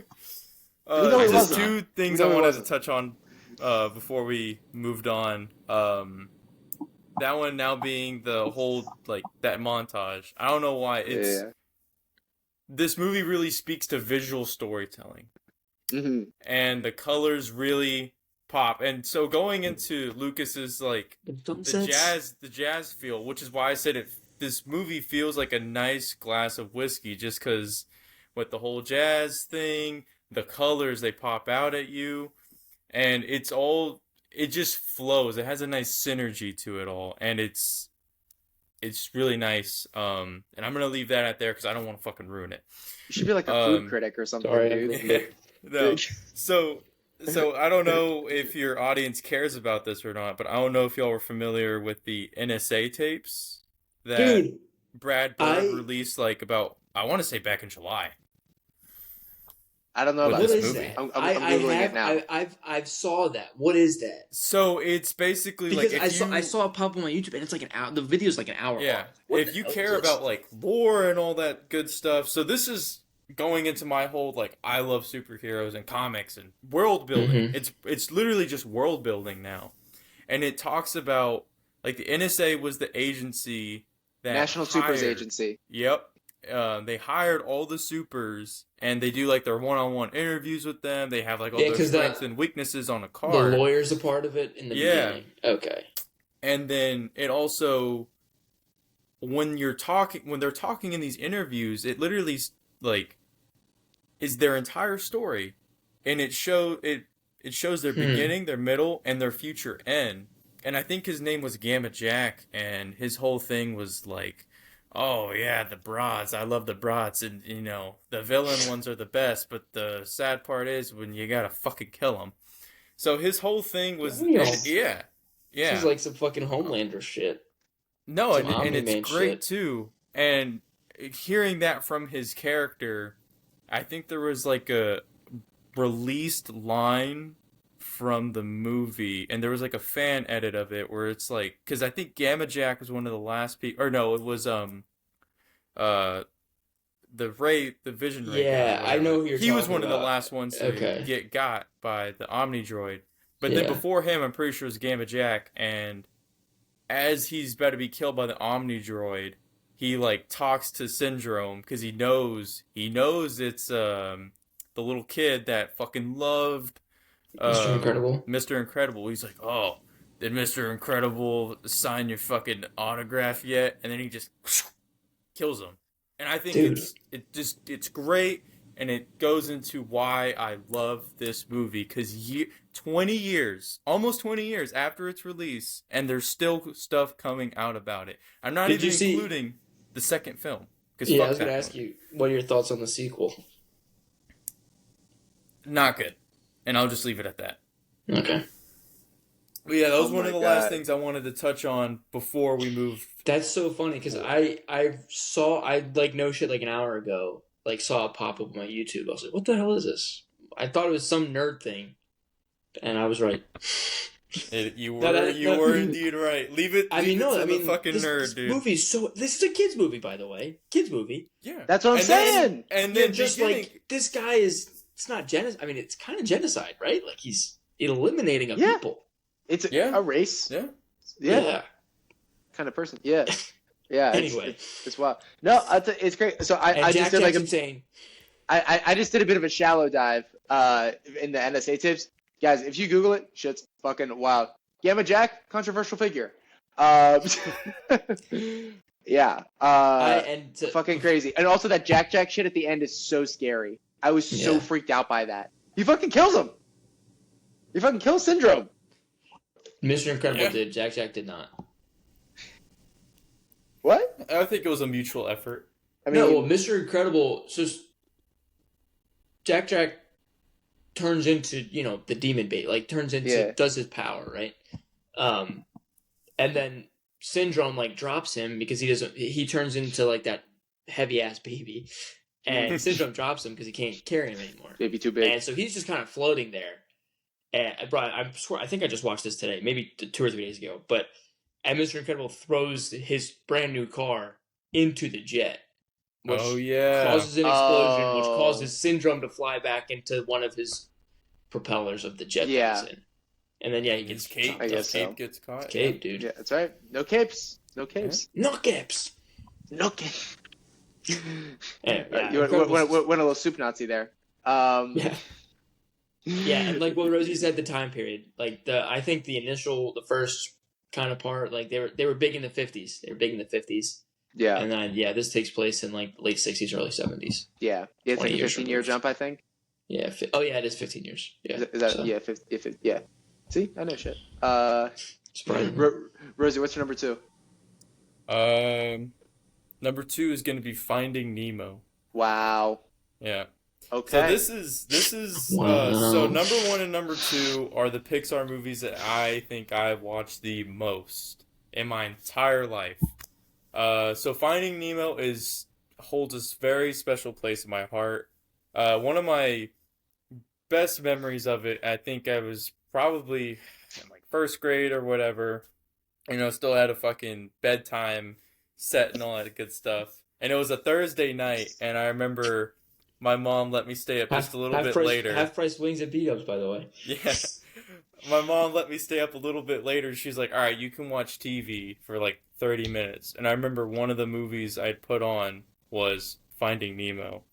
And going into the reoccurring theme of comfortability and warmth, I think Finding Nemo from start to end is comfortable. It has that nice, like, warm feel to it, especially the opening scene where it's the anemone and it's just the light rays going into the ocean, and you can see the particles like going through the water, like hitting the light rays, and it's very attention to detail. And going into the whole like grief and how people deal with it, topic from earlier, touching on Up, Marlin, when he's obviously on his quest to find Nemo, learns a lot about himself, and then Nemo learns a lot about himself, and it's just nice that it's kind of the inverse, and obviously it's like that on fucking purpose, right? This isn't like touching any new grounds whatsoever. This just goes into why I personally like the movie. So it's just one of those nice themes of family, but it's also the theme of growth, and I think it's important no matter how old you are, no matter how wise you think you are, there's always still room to grow and learn, and I think this movie showcases that perfectly. Very well said. Very well said. Rosie, you're an artist, man. I fuck with it, dude. I fuck with it. Get confused by I fuck with it. His use of words. No, you're knowing it wrong.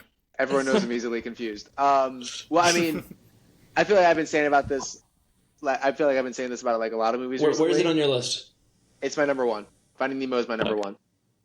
Can you go through your list again real quick? My list? Yeah. 7 to 1, WALL-E, Cars, Up, Monsters Inc., Ratatouille, Incredibles, Finding Nemo. Okay. All right, keep going. Finding Nemo was like one of my most watched movies ever. Like, and I've been saying that about a lot of movies recently. It's why they're on the pod. It's because they're my most watched movies. So it's not causation, not correlation, or whatever. But yeah, so I fucking love this movie. Like, I've seen it so much. It's so quotable. Aussies are funny. And it's hey, an Odyssey. Get it? Elaborate. Because the Odyssey. What's an Odyssey? It's a journey. Okay. Yeah, it's a journey. Are you being legit? You don't know what the Odyssey is? I know what the Odyssey is, like a movie. An Odyssey is like a long journey where it's episodic and you get distracted and shit like that. Okay. Yeah, this is an Odyssey. You're right. Yeah. Okay, cool. Clip that. Good take. One of your first. He said I'm right. Wait, let me think. Actually, fuck that. No, this is not no damn Odyssey. Okay, this is boring. This is boring, a fucking linear. Christopher Nolan film. We But should do yeah, a Christopher Nolan pod too at some point. Chris Nolan pod would be good. I'm writing that down. But I don't know how that would look, but yeah. you just do like a Nolan rankings. But yeah, I mean, I fucking love this movie. It's so fucking good. Like, it taps into that a little bit. Where it's like it's a little bit kind of scary at times. Like when they're in the net and like, Oh yeah. dude, like when Nemo like can't get out, like when he gets abducted and shit like that, and when he gets fucking like at the end in the fish thing, whatchamacallit, You like think it's over. You think it's over. You're like, okay, good. They found Nemo. yeah, nope, Crisis averted. wrong. And then, dude, yeah.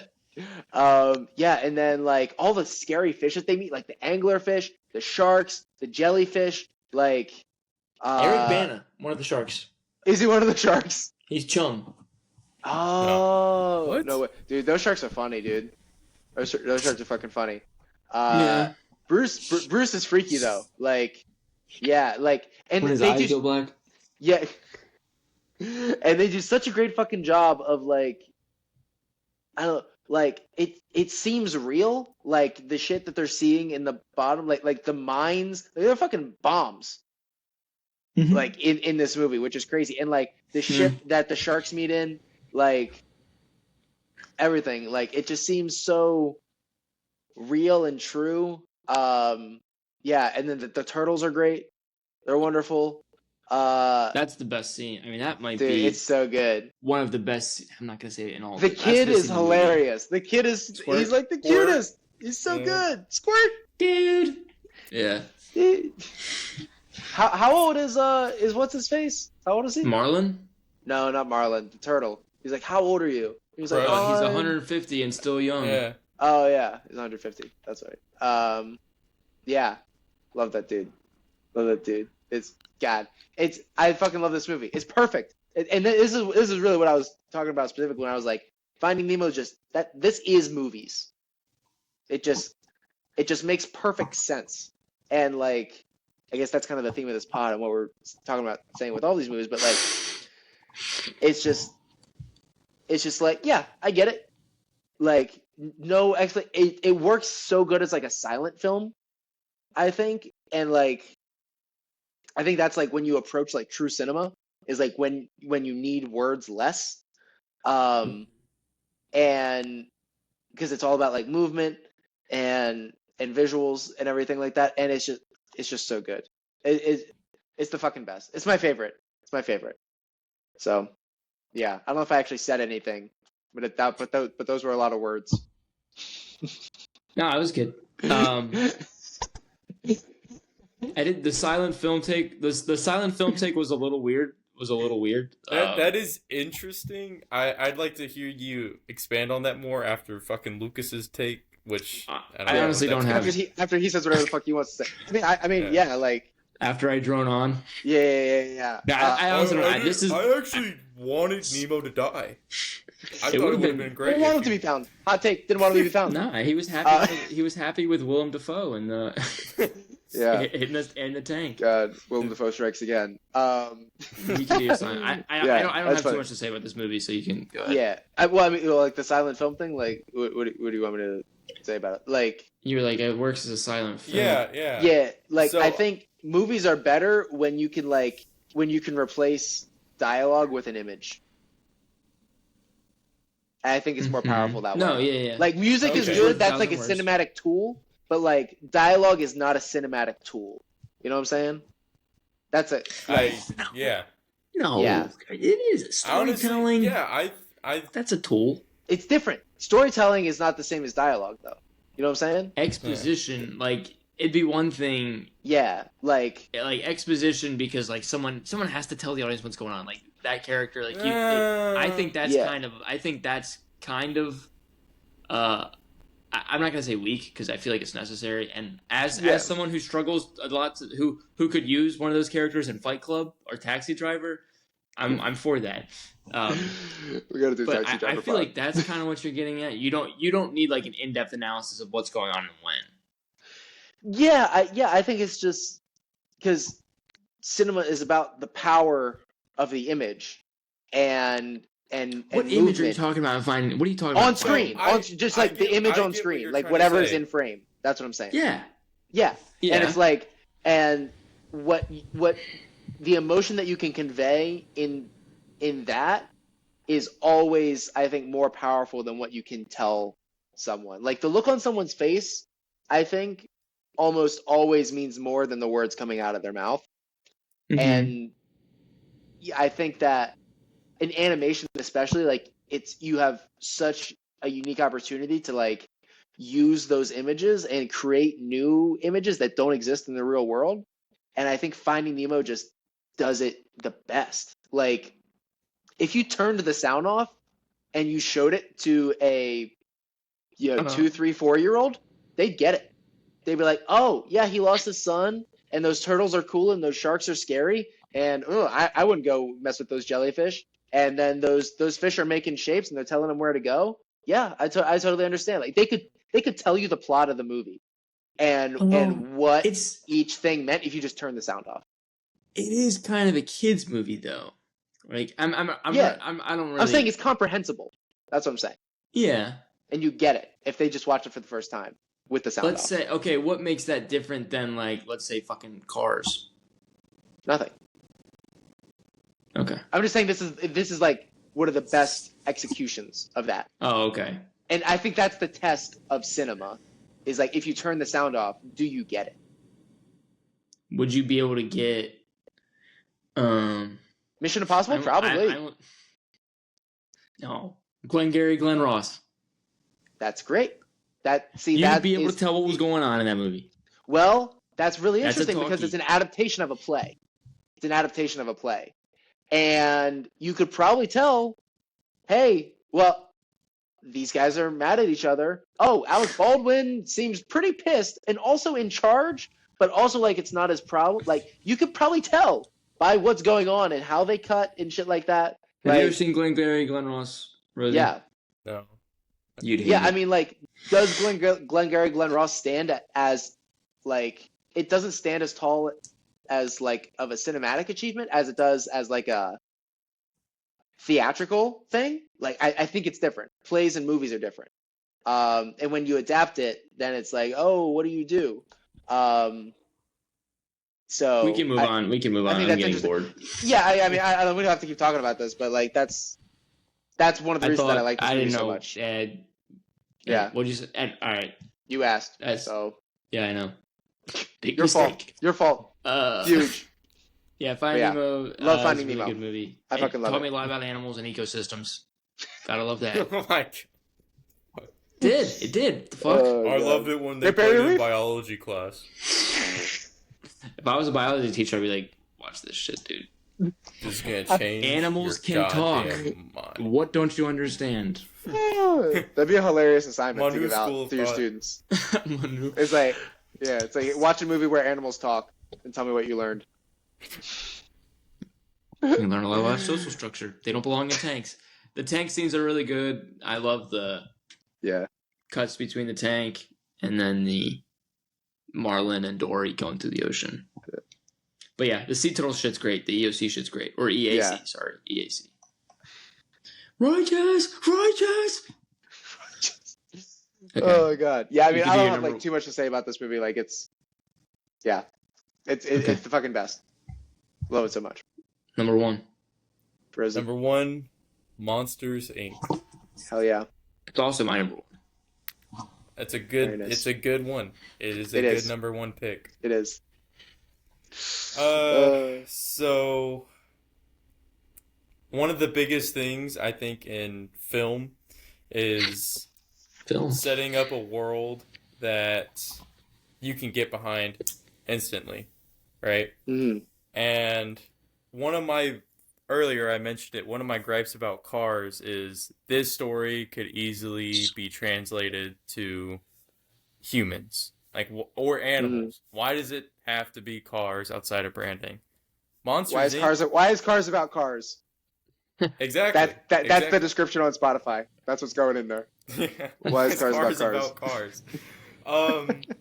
So, Monsters Inc. does great because off the rip. Oh, so before I even get into that, because I actually watched this movie last week, and I totally forgot that it had its own unique opening credits, or its opening whatever.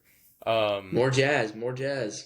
Jazz, and it doesn't do the traditional, like it does do the little lamp coming in, like destroying the eye, but then it also just immediately goes into like this nice jazz piece along with vibrant colors and wacky characters coming on screen, moving around. So it's like, oh wow, what am I getting into? And then it starts when the movie, like you're going in to the door into this kid's bedroom, which is the whole premise of the plot. So going into world building and storytelling is that this just worked. You can't do this with anything else. Like, you can't do this with animals. You can't do this with humans. You can't do this with cars, right? It works because they set this world up to be with monsters, obviously. And that was the whole get-go of this film. And I think that's one of the best things about it, is that this story can't be told from any other perspective. And then the relationship between Sully and Boo, their first interaction is just amazing. He's freaking out about her. That was like one of the funniest things that stuck out to me last week when I was watching it, was just how she was just playing with him. He's just freaking out in the bathroom. When she's just like lifting his tail up and down. Like her intro's great. Yeah. Outside of that, like I could go on forever about this movie. Great place in my heart. Monster University is great too. But yeah, go ahead. Lucas, do you remember seeing this movie in Virginia during COVID? Dude, I do now.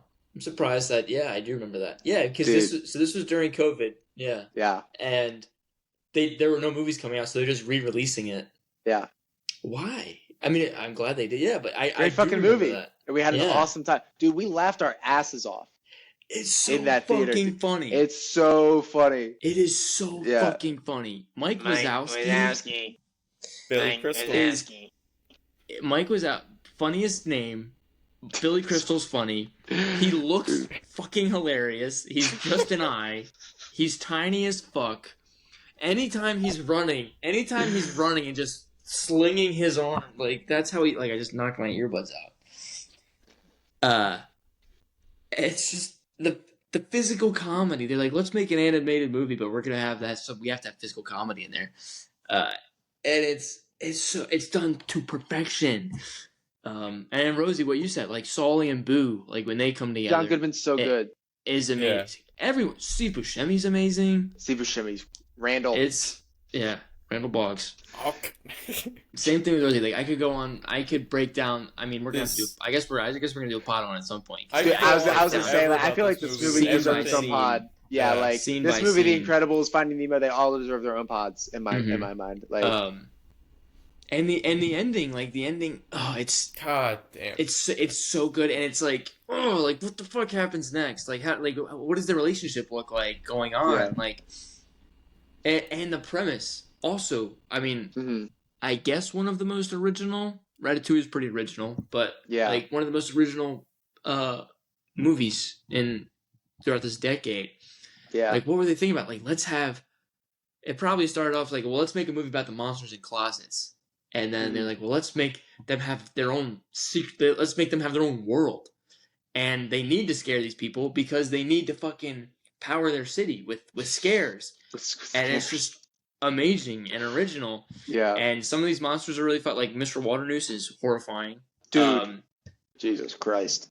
And I love that he's like, No, thank you. And then, like, when he's running, he's going up the hole. Like, he's terrifying, bro. I'm getting, like, I'm looking around my room right now. I was like, okay, I don't want to.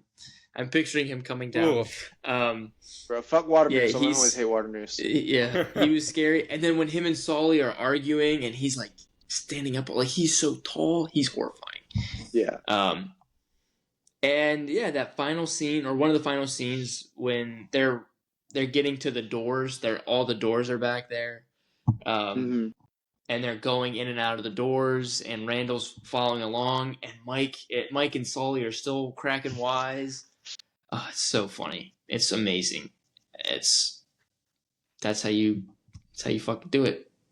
Yeah, it's interesting because I feel like the normie take on something like this is is Boo's perspective, and I think it's so cool that they just put you in the perspective of the monsters. Like it's like, yeah, wait, these are the people that I actually want to hang out with. So let's just hang out. What's with her them. life look like? Yeah, dude. Like, sorry, I didn't mean to interrupt you. No. It's good because like it's the same. It's like, who cares? What does Boo look like when she's 20? Like, yeah, she went on this whole, I guess a weekend, like 2 or 3 days long, just in a different world. Like, what? Yeah, I'm thinking about that. Like just setting it in the world of the monsters. I've had some weird weekends. Yeah. I've had some weird weekends. I was like, dude, what the fuck happened? And I can't imagine like being. I mean, Boo's what, 2? No, older than that, she was 3. Right? Like 3 or 4. Did they say? I mean, I'm assuming they like flipped the languages. Wait, is it that she can't talk or that she doesn't talk? She talks. She makes sounds and noises, and I love this scene. It's so I hate saying cute. Yeah. I really do because I feel like that's a little off-putting when a grown man says cute. But she's fucking cute. Like when they're when they're throwing the Cheerios at her and she's just drawing and like singing to herself, and Mike's wearing the thing on his eye and oven mitts. Oh my god! And they're I'll say it. She's a cute kid. Yeah, she's a cute kid. She does cute things. She's a little girl. It's awesome. Makes me want to have a daughter. Aw. Dad.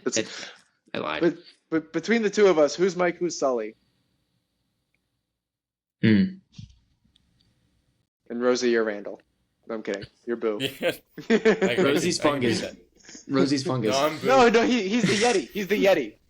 The abominable snowman. Dude, I don't know who's Mike and who's Sully. Yeah. You're the performer. I'm Mike because I'm solving the problems. I'm Mike. And you're the ones who's like refusing to go along with it. I'm Mike. I would. Oh, wait, but who would find a kid and want to keep it? Me.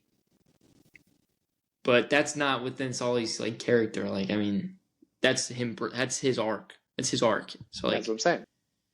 Before that, he was scared of kids. But well, yeah, everyone was. No, I mean, I love that scene when the first night they're putting her to bed, and he's like, Sully's like talking to himself, but he's also talking to her. That's how you talk to like a pet. You're like, I'm having a whole conversation with you. Are you listening to what I'm saying? Do you know what I'm talking about? I'm gonna keep talking to them because you might, and it's nice for me to kind of talk to him. He's like, look, I'm in the closet. There's no monsters in here. Well, I'm in here, but I'm not a monster. I'm not gonna scare you, but I'm like, I'm technically a monster. I'm not gonna scare you. Like it was just feels like super. The dialogue is so spot on, and then Mike is like, we tunnel into the city with spoons. Mike is hilarious.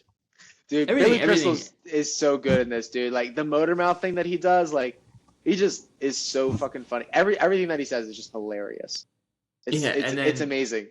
She's like, remember to look me up, kid. You remember my name? She's like, Mike Wachowski. And he's like, very good. Go.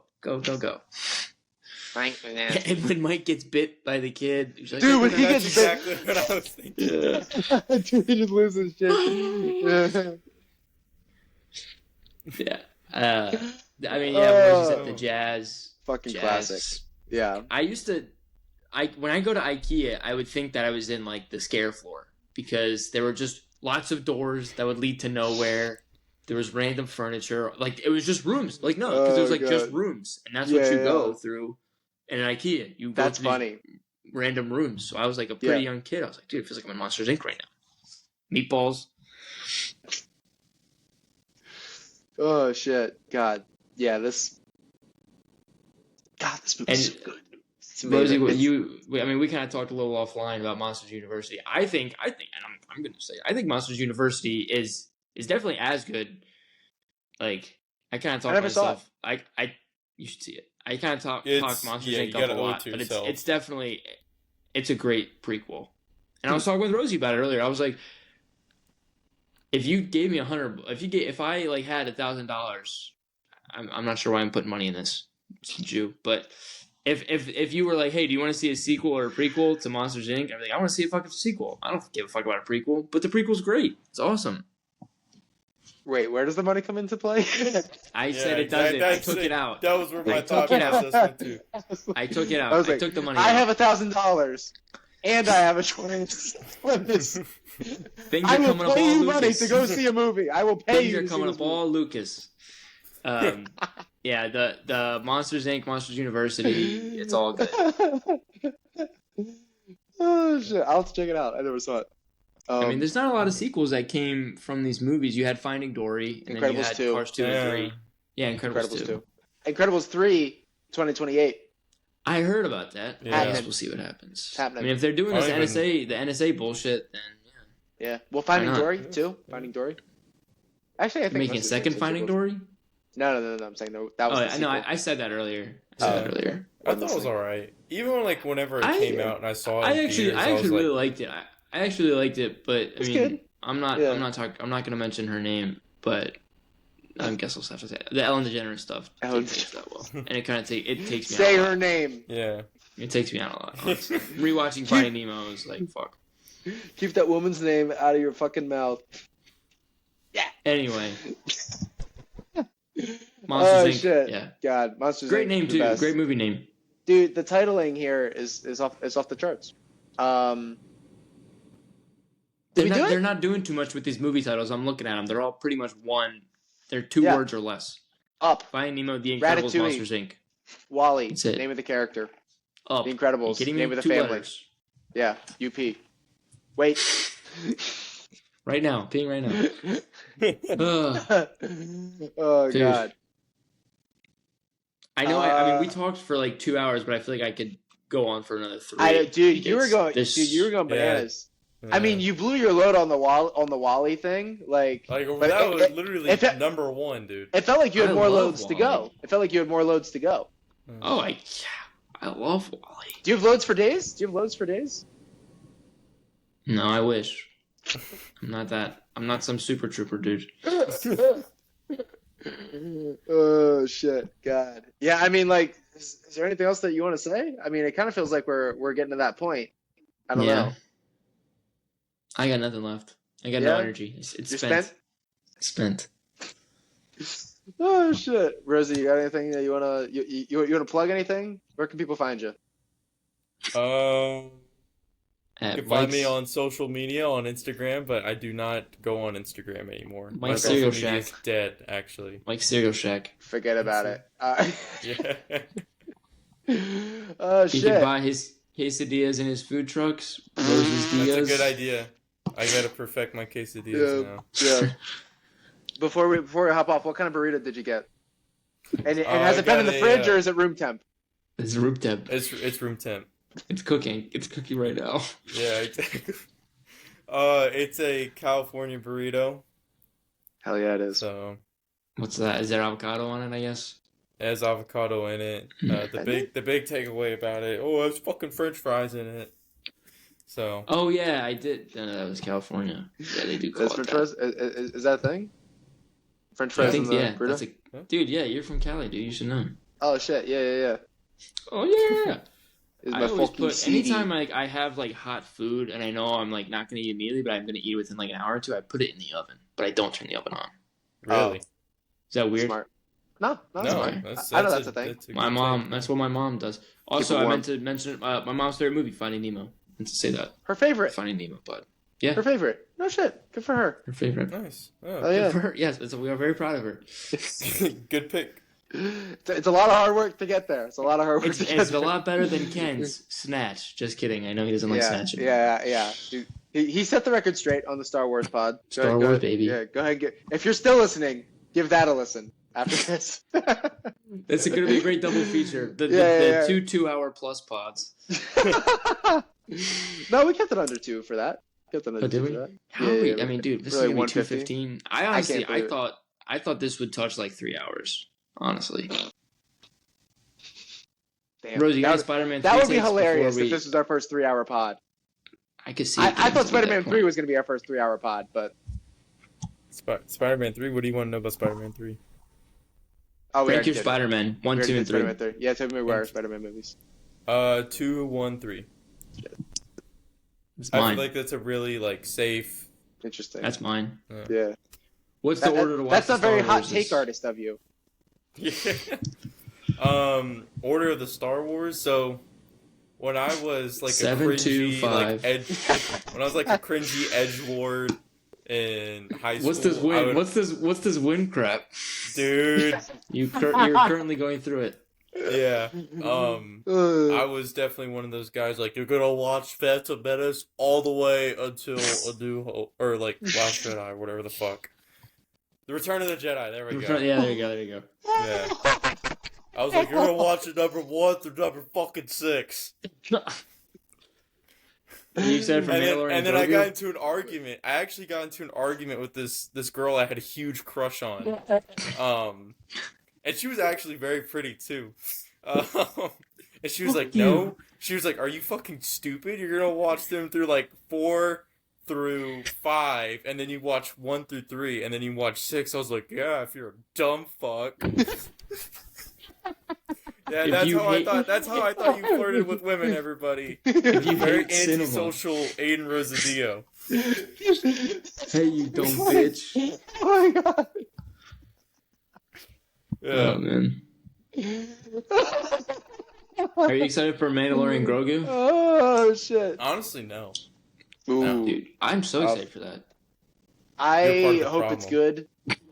good. Jeremy Allen White plays Jabba the Hutt's son. Consumerism. Don't tell Wally. Consumerism. Don't tell Wally. Yeah. Call back to the Spider-Man pod that I came would out probably today. die for Wally. I think Wally would do the same for us. Yeah. He was just doing his job the whole time. He was probably by himself for hundreds of years, and he's like, He "Well, was I'm gonna keep." He was just following Punching the orders. trash. Is that what you're saying? He would was go- just following orders. He would go to work. He'd get his little lunchbox. He'd put it on his back. He'd go crunch trash. Then he'd go to the other night. Like he's What's not to it's all love? part of his simulation. All right, boys. Well, it feels like we did it. We just hit 2:15. So I'm not good. I'm not ready I yet. figured- Hang on. Oh my god, dude. Should we do Toy Story 3? Because 2010 kind of. just roll right into it. Just roll right into Just it. go straight into the 2010s. God Stack it damn. up. Oh fuck. Well, 2010s Rosie, had some good. You had Coco, Monsters University. We can't do this now. There's no Yeah, way we can do dude. this now. It's too late for this. I would do Coco number 1. God damn. It's fucking. It's 10:30. It's 10:30. I'm doing the outro. Soul. I'm doing the outro. It's happening. I'm doing it. Inside Out. I forgot about that one. This That's has been Roof. Thank you, Rosie, for coming on the pod. Rosie, you're I'll a great. thank him. You're a great guest. I'll We'd thank love him. to have you back. Tell us what you want to talk about next. I know we threw a couple ideas Braver. out, but for now, this has been Or Roof. Transformers. Roof shopping cart, guys. Okay, roll. Cut.